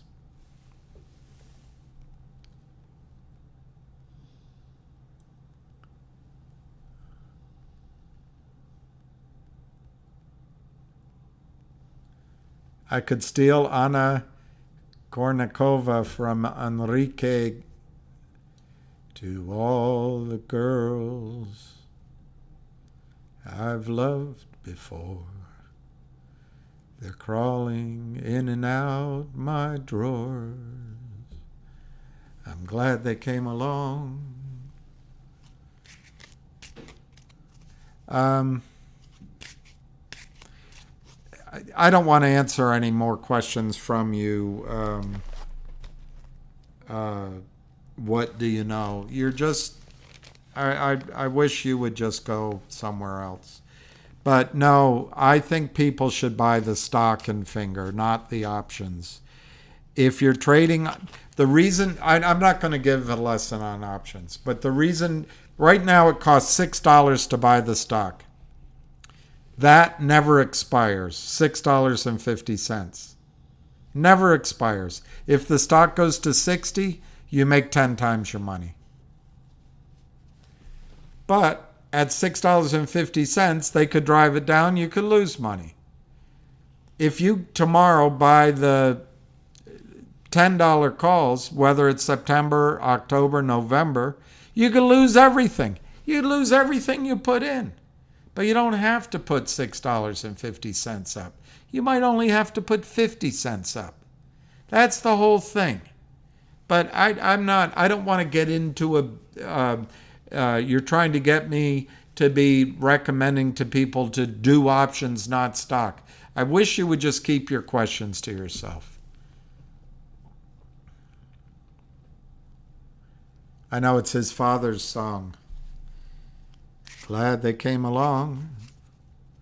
Anna Kournikova was a beautiful tennis player, and she actually had a career going, but you know, biology comes in. Just on the November $2 call options.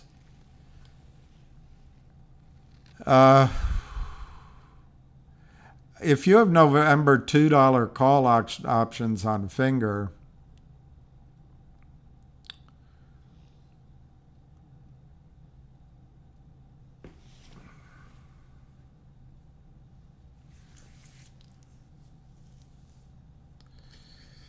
well, you've got time, but it would seem to me you could sell those and buy the $7 calls and take all your profit off the table and be betting for free. Thank you, Juan. You're very kind. I want to show you guys something. I forgot what it said, but I saved it for tonight. Let me see if I can find it. Oh, it's from Plato. From Plato. If you do not take an interest in the affairs of your government, then you are doomed to live under the rule of fools. Plato. If you do not take an interest in the affairs of your government, then you are doomed to live under the rule of fools. Plato. I also, I want to, maybe I'll cut this off at 9 o'clock because I don't think we're accomplishing much. But I tried to print out the whole article from the Federal Reserve, and I believe you can't. So I took a picture of just the part I wanted to tell you about. This came out on Friday from the Federal Reserve. They announced their net income, net margin, but the Fed announced unrealized losses on securities. This is for banks. This is for banks in the country. Quarter over quarter, unrealized losses on securities totaled $558 billion in the second quarter, up $42 billion from the prior quarter. Unrealized losses on held-to-maturity securities totaled $309 billion. while unrealized losses unavailable for sale securities totaled $250 billion. So the reason I highlight this to you is the banking system. It's not pretty. These people that are promoted beyond their skill level, appointed for political reasons, and just sheer idiots because they're human beings, I guess, loaded up on bonds when deposits came in at 0.5% and 1% and 2%. Even a fool could see. I'm trying to think of that Steely Dan song, Any Kind of Fool. Anyway, that maybe just put it in T-bills rather than long-term bonds. But anyway, the banking system's under stress. And the point I want to make to everybody, if you make money in Finger, GTII, and others, I suggest to you that you should not measure your wealth in terms of dollars that you have at banks or stocks you have at brokerage firms. Start thinking, use those dollars and those securities as a transitory tool to accumulate, pay off debt, maybe pay off your house, accumulate hard assets like real estate or a business or precious metals or one of my things I really believe in is if you can buy cash flows, particularly cash flows off of commodities, oil and gas, real things, rather than all this fantasy world everyone's living in. And what a fool believes. No, it was, yes, that song, but there's another one about any kind of fool can see, or even certain kind of fool can see. Anyway, I can't remember. My sister has a memory for every lyric she ever heard.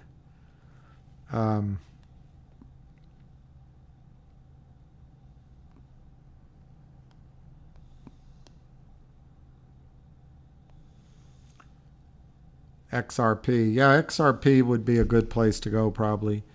My own opinion is the most undervalued asset on the planet is, other than men, is silver.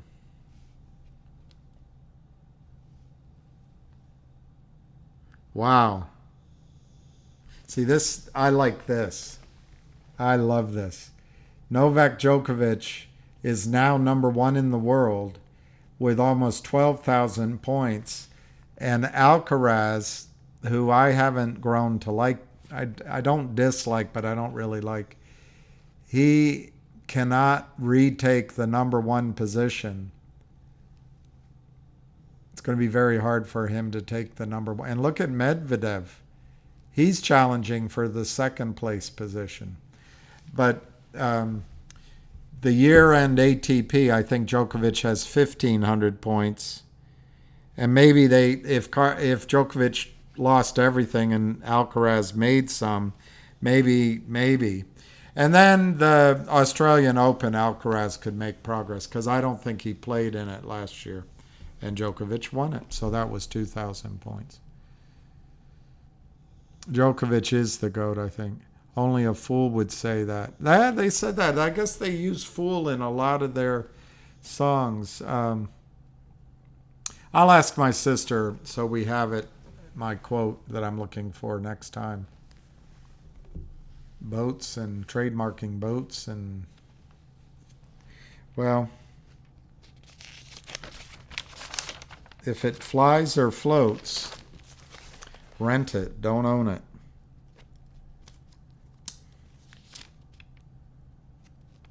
It was nice to see Counselor Diamond Hands on. And I don't know, Counselor, if you're still on, if you're ever going to follow through on doing YouTube. But if you are, I'd be glad to organize it so that Ham can come on and help goose your audience. Well, I feel badly for Medvedev as well for not having the Russian flag next to his name. I think it's ridiculous. I like Medvedev. He was born in Moscow, and he should be able to have his flag there. And Rublev, too. Is it Rublev? Yeah, it's Rublev. But anyway,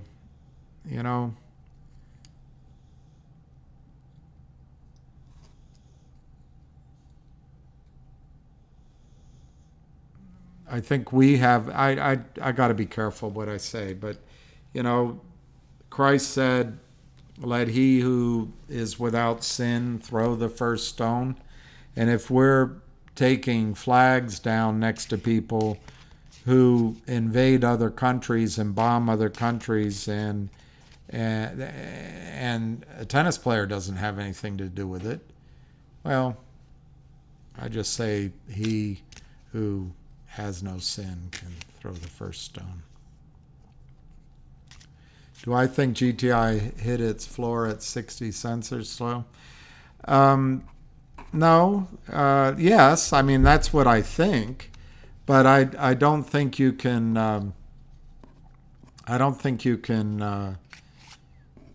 Look, any stock you're in and it's over the counter and it's subject to fraud and it's subject to selling that Gensler doesn't care about, you just got to think it can always go lower. So if you're buying GTI now, let's say you want to buy 5,000 shares, buy 2,500 now. If it pulls back, you can buy more. If it starts going up, as you buy more going up, your average price is always lower than the new price you're paying because you bought 2,500 at 60 cents. But no, I can't predict exactly how low it can go. They're trying to drive it down. The people that took over the trade for the Kramers, and I think the Kramers are just a front for criminals. This is a systemic destruction of American wealth that, in my judgment, Gary Gensler is either too lazy to look at, too stupid to see, or he doesn't want to rock the boat because he wants to be hired by Goldman or be the next Treasury Secretary, or he's getting paid off.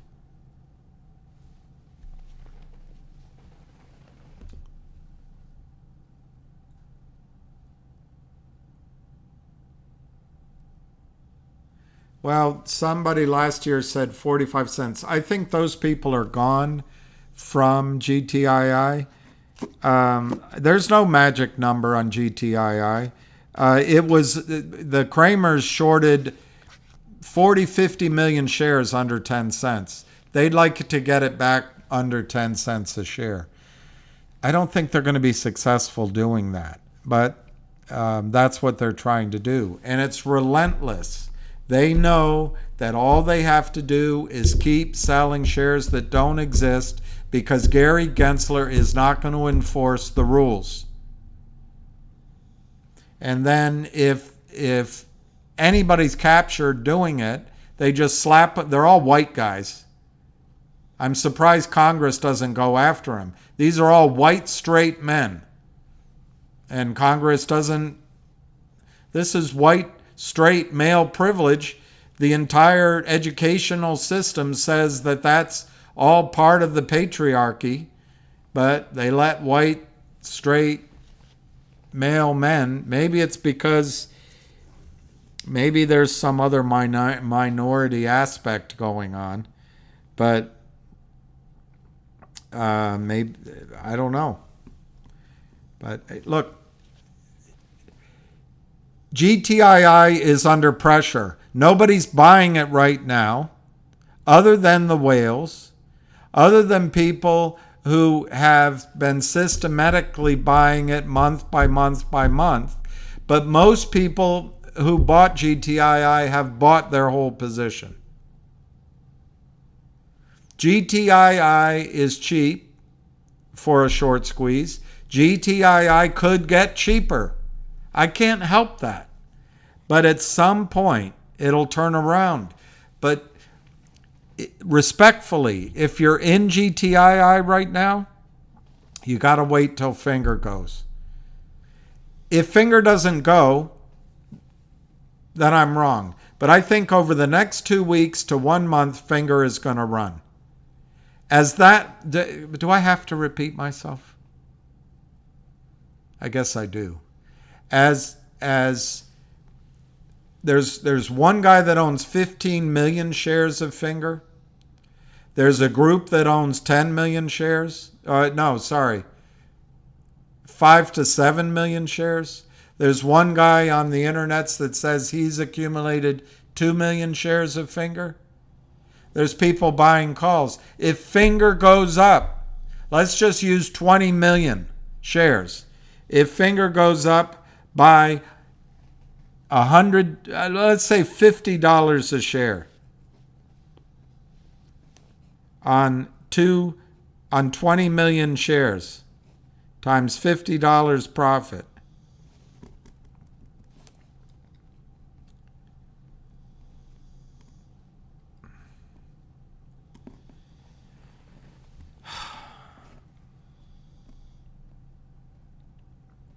My computer doesn't work.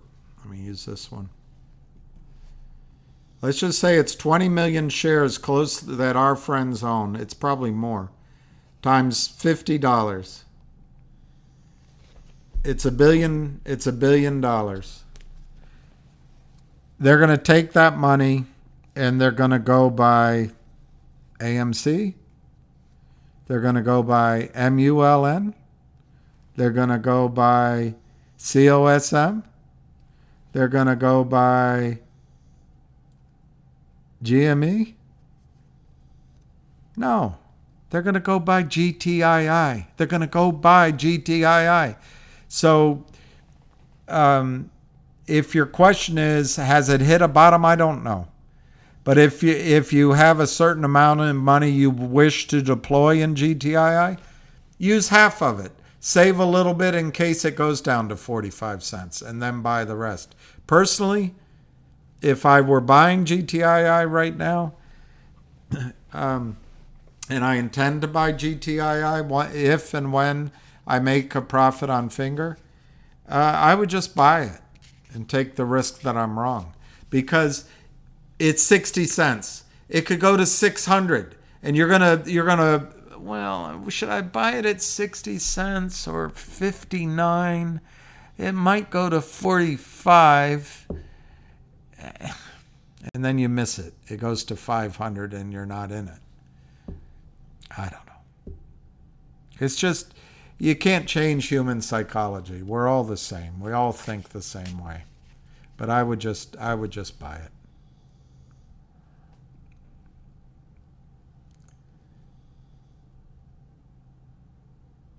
You can buy it at 50 cents. Just buy a little bit at 60 cents. Buy a quarter of what you wanted to buy at 60 cents in case it runs. Put some orders in at 50 cents or underneath if you want to buy for maybe half, and put a quarter down at 45 cents, and then you end up with an average at 50 cents.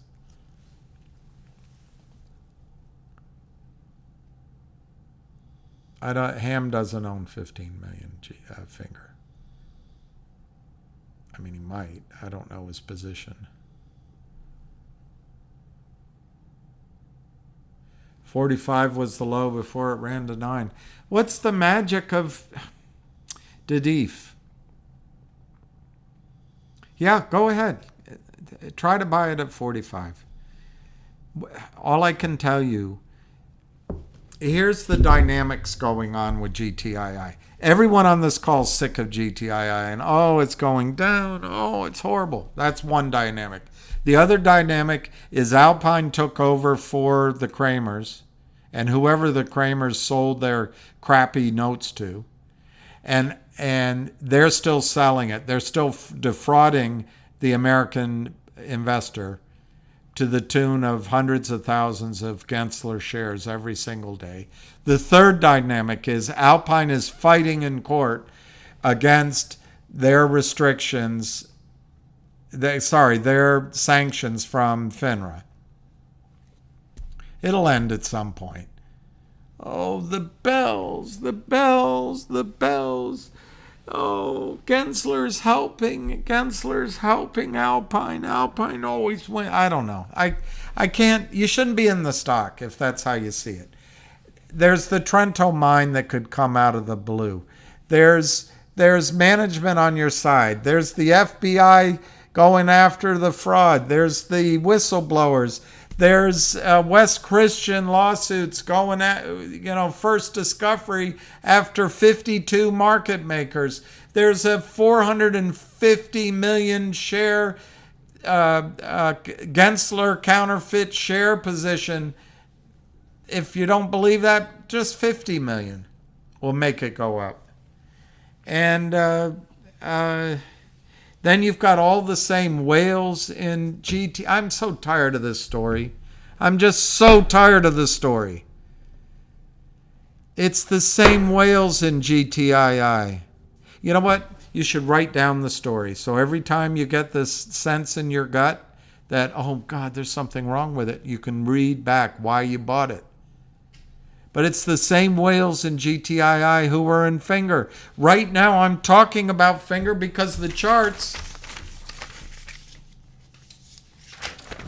are screaming that Finger's about to move. Those charts are not saying that's what's happening with GTII. But the sentiment in GTII can change in an instant. And I think it will. When there's hundreds of millions of dollars coursing through the veins and the financial accounts of whales because of the profits in Finger, where do you think that money's going to go? And if Finger runs tomorrow, I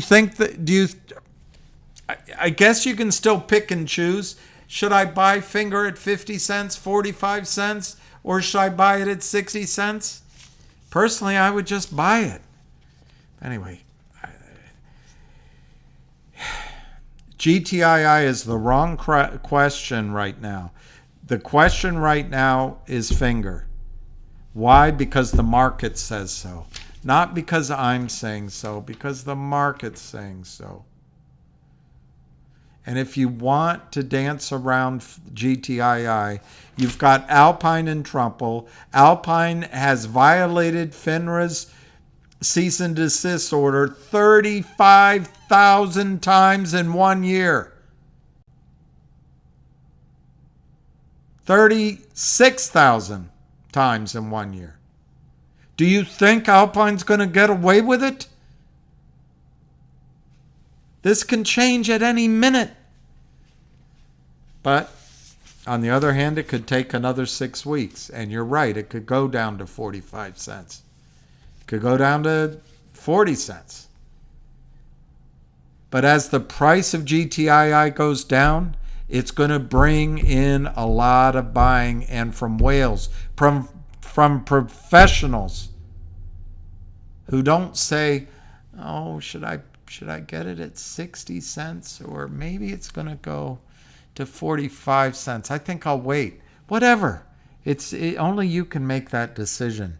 You just should know that GTII can move on a dime. It can start moving. My own opinion, try to make money in Finger. If GTI goes to $1 and you buy it there, at least you know it's moving and you made money in Finger, so what do you care that you paid more? But if you have cash, you're thinking about buying GTII, what is wrong with buying it at 62 cents?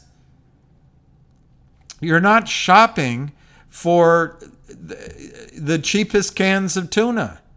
You're not shopping for the cheapest muffler. You're just trying to approximately get in at a good price. You're never going to get the bottom, and you're trying to be there. I mean, if you believe the story, when the shorts have to cover. So I don't know why. Anyway, I don't want to talk about it anymore. I'm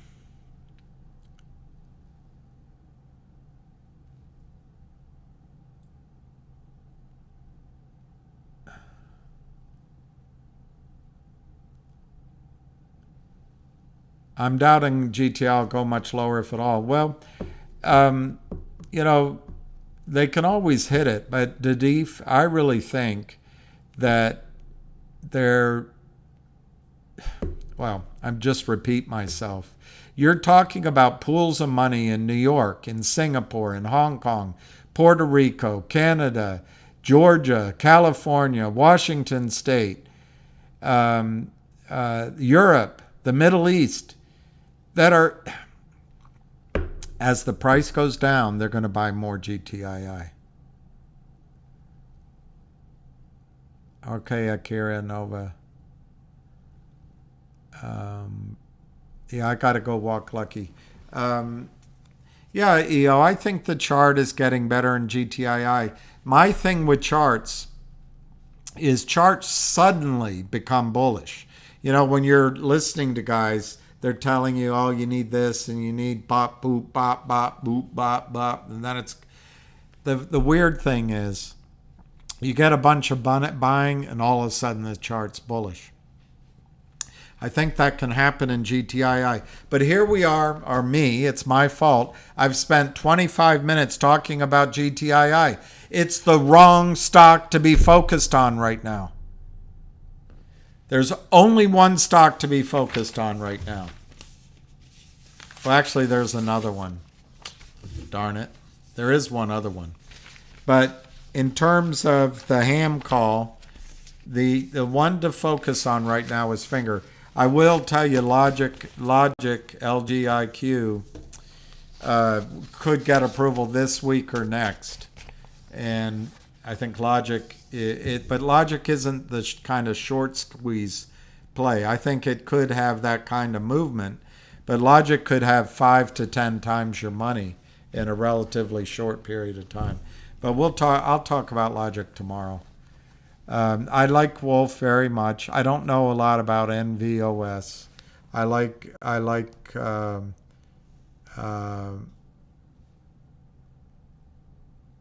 yeah, thank you, LPB. Your comment is really appreciated. I don't know, LPB. I assume you're a man, and I assume you're young. But that kind of wise-ass crap, there's a time you got to grow up. And you got to make a decision as a man. Are you going to be a man? There's all this confusing stuff out there where women are better than men and women can be men and men should be more like women and all that horse shit. But when you're a young man, your goal is to become a good man, not a shill, not someone that's a bully, not someone that's a wise ass. You're better than that. You're better than that. Start taking pride in being a man. Learning skills, helping others, leading, protecting, providing, and mentoring. Be a man. Grow up. Grow up. In the Catholic faith, it happens when you're confirmed, 12 years old. In baseball, maybe it happens when you're 27. I don't know. But at some point, LPB, you need to grow up and be a good person. And I know you can do it. But writing a clever, nonsensical, sexual blurbs, it's beneath you. It's beneath you. And I would strongly suggest you start thinking about what kind of legacy do I want to leave? What do I want my children and the people that are close to me, or maybe just a stranger, what do I want them to think about what I did in my time on this planet? You, in this age of abortion, you were one of the few souls that have been privileged to be born on this beautiful blue planet with green trees, mostly friendly animals, and you choose to use it being a shill, writing wise-ass comments, and supporting criminals. I don't know. I just suggest look at the man in the mirror.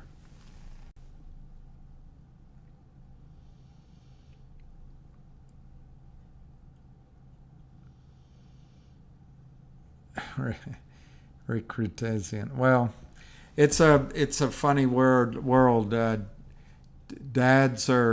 Fathers are minimized, and anyway, look, I was on with Ace the other day, and he pointed out he was being very as he is. He's got an easy manner, but he did point out I sometimes get upset, and that's something I need to work on, and I will. I'll do better as soon as I am able. All right, I want to read one headline. Can I read one headline about Novak Djokovic? I didn't get to see the end of that KYP. I didn't get to see the end. I just want one headline to sate my Novak Djokovic tops Daniil Medvedev to win U.S. Open 24th major.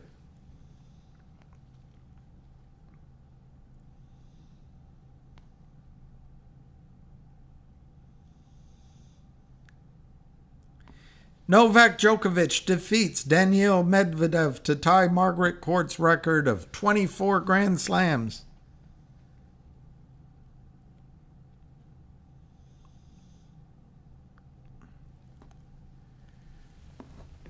Oh. Thank you for your like. What do you know?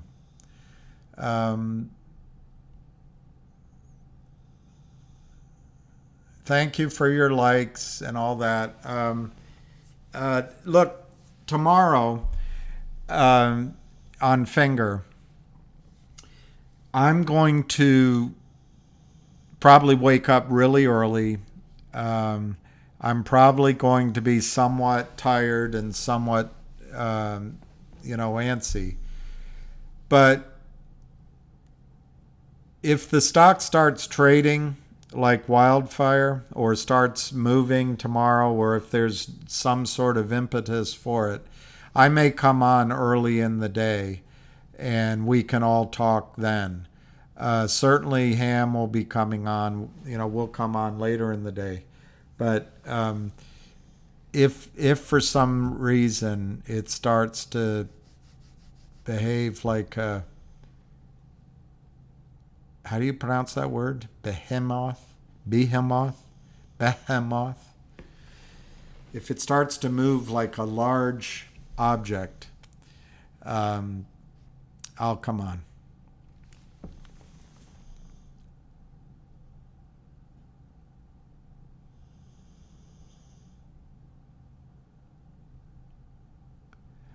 Deacon Blues. Are the Giants losing? Yeah, Novak is a Christian. I noticed that today he did that Orthodox sign of the cross. Novak's a good person. He's a good person. All right, so it's 9:23. If there's any good questions, I'll stay to 9:30. Yeah, meditation. Serenity now. Serenity now.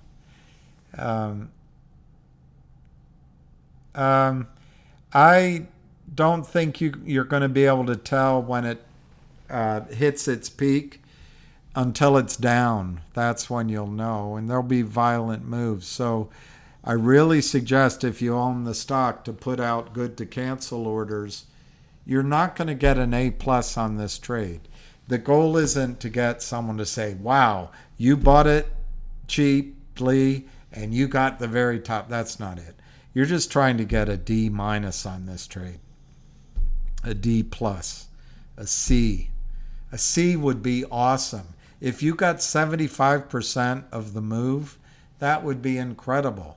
But 60, 70, 80% of the move, that's what you're going to try to get. And if you only get 40%, at least you got that. So don't try to be perfect on this trade. Yeah, we'll get together, Jennifer. I don't know where or how, but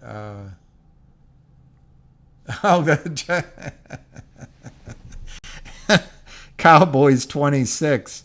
I guess the Cowboys are a good football team. Yeah, it's a good way of saying it. It's a roller coaster. So as finger goes up, GTI's down, it'll get pulled out. That's a good analogy.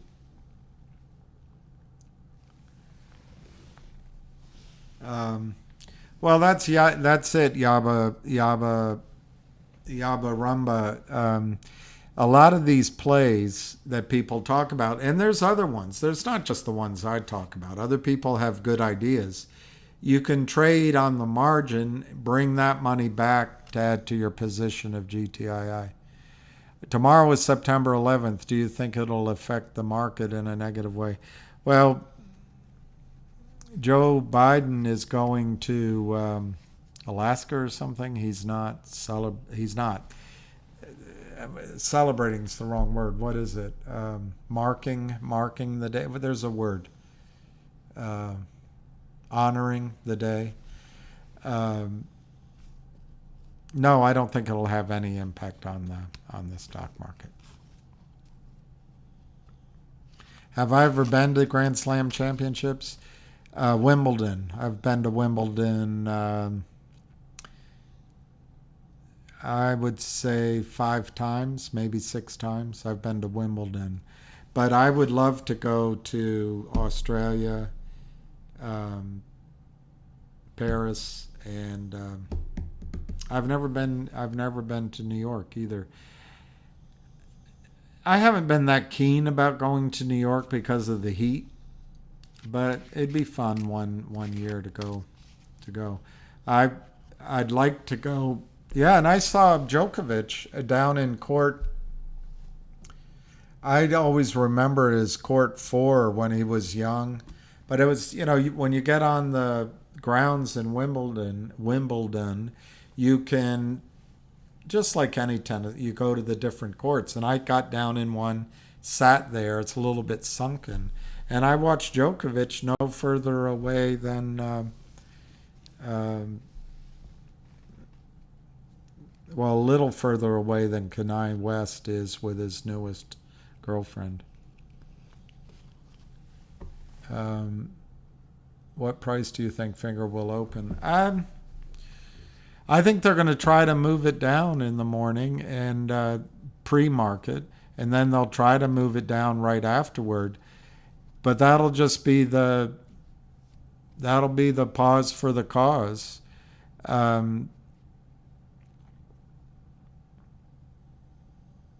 I think $7.25. $7.25.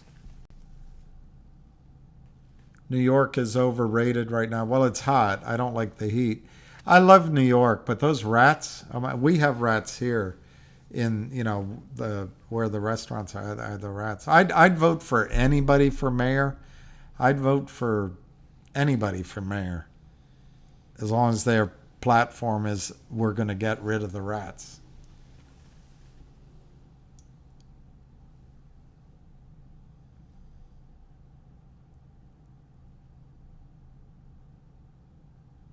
That would be great to meet you in person. It would be great. I look better in 2 dimensions than in 3.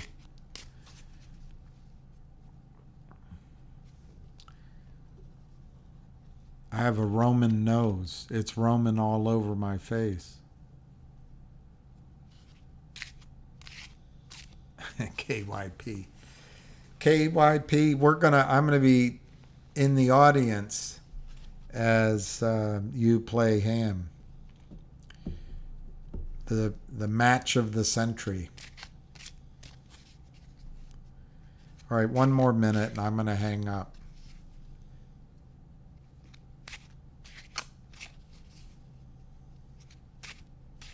Georgetown or Air and Space would both be good.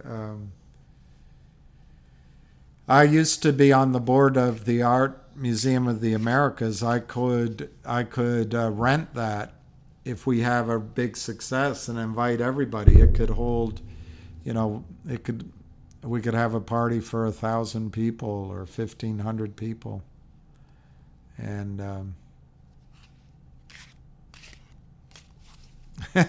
get rid of the rats on Wall Street. That's a good one.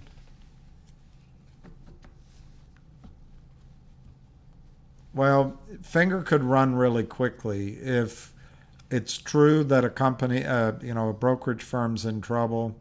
If it's true that there's all this buying. If it's true there's 170 million shares that need to be covered.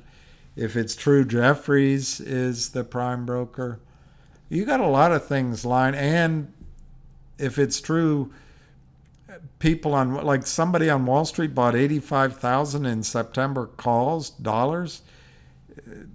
Somebody called from Hong Kong recommending buy Finger. It could get hot pretty quickly. But we're trying to predict, trying to catch a lightning in a bottle, and it's hard to predict that exactly.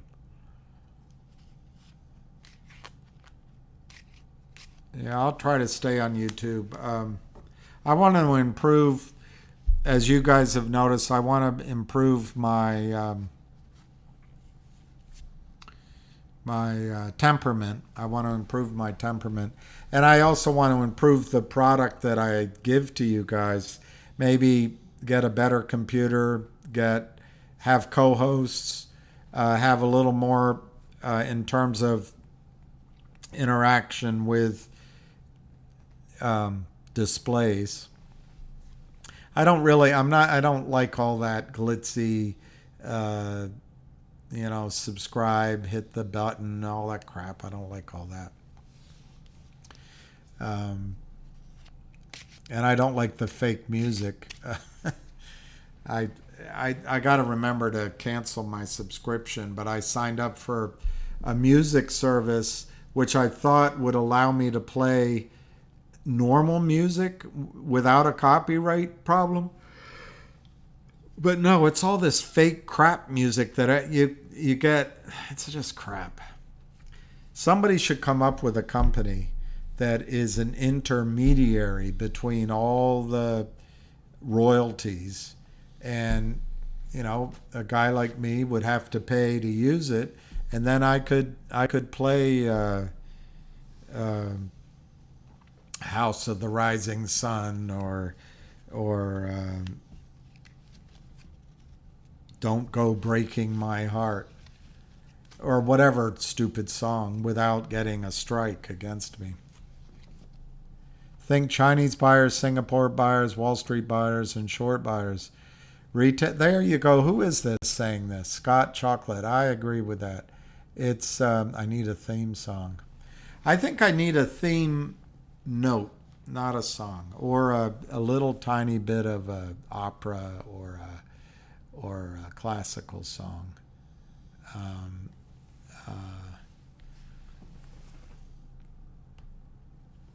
When I listen on YouTube, I don't particularly like the long intros, all that crap. Just get to the point. And I'm not always good at getting to the point, but it's like, all right, I tuned in. Just, can you start talking? Do I have to listen to 2 minutes of, unpleasant song?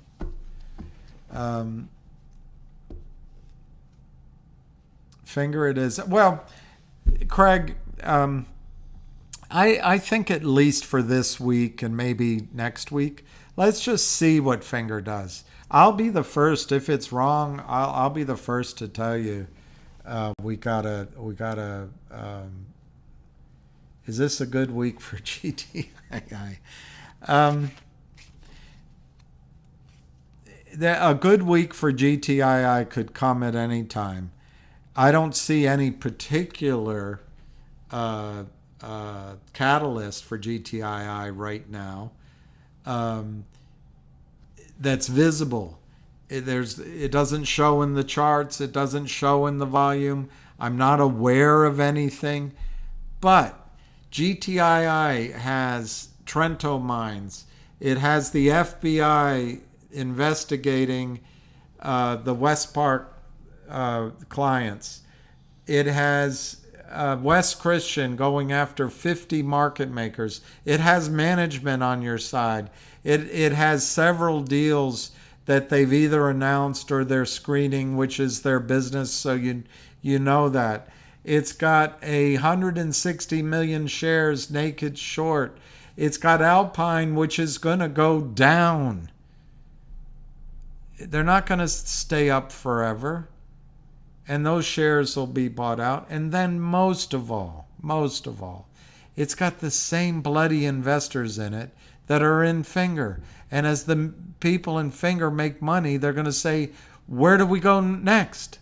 And where do you think they're going to go? They'll go to GTII.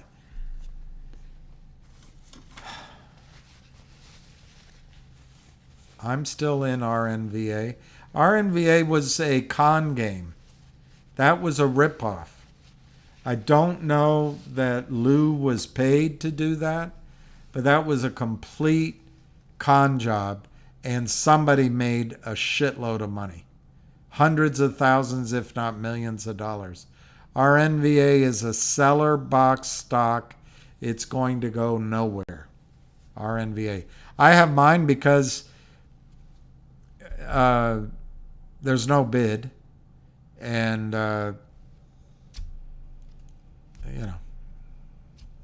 it's crap. And I just don't want to think of it. My name on X, my name is my name. on X, on Twitter, you mean. It's my name. Same as on the tube here. Oh, well, it has the letter 1 instead of a D. It has a letter 1.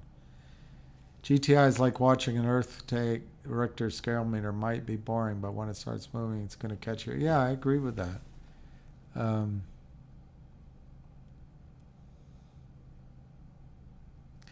Well, yeah, and let's all, maybe for those who pray, let's pray for peace. Let's pray for peace. And I'll say to everybody, I'm gonna sign out and go walk my dog. I'm going to just tell everybody peace, love, and happiness. And tomorrow could be really exciting. So we'll catch up tomorrow, maybe sooner than you think. Anyway, thank you for giving me the leeway to lose my cool. I really got to improve, and maybe I need to. I don't know. I got to do something about that. Maybe a co-host. Here, I'll show you my name on X.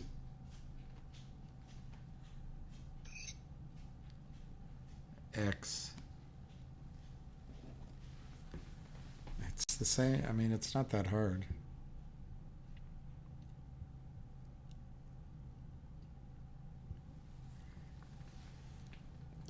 There it is. That's my name on Twitter.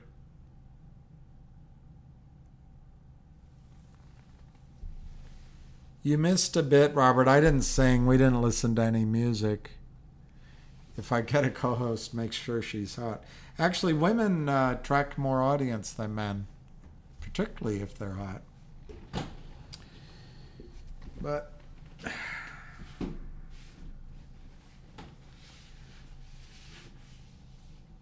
so that's not a bad idea.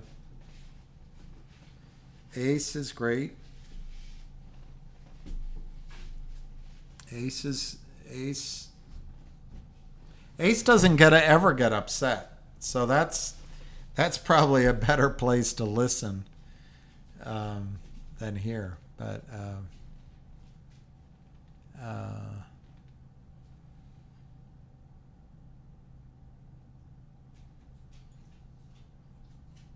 anyway, I didn't really eat dinner either, so I'm a little tired.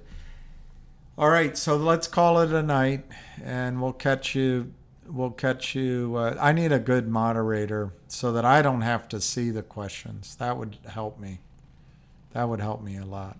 And if I were more organized, that would help me too. Anyway, we'll get there. We'll get there.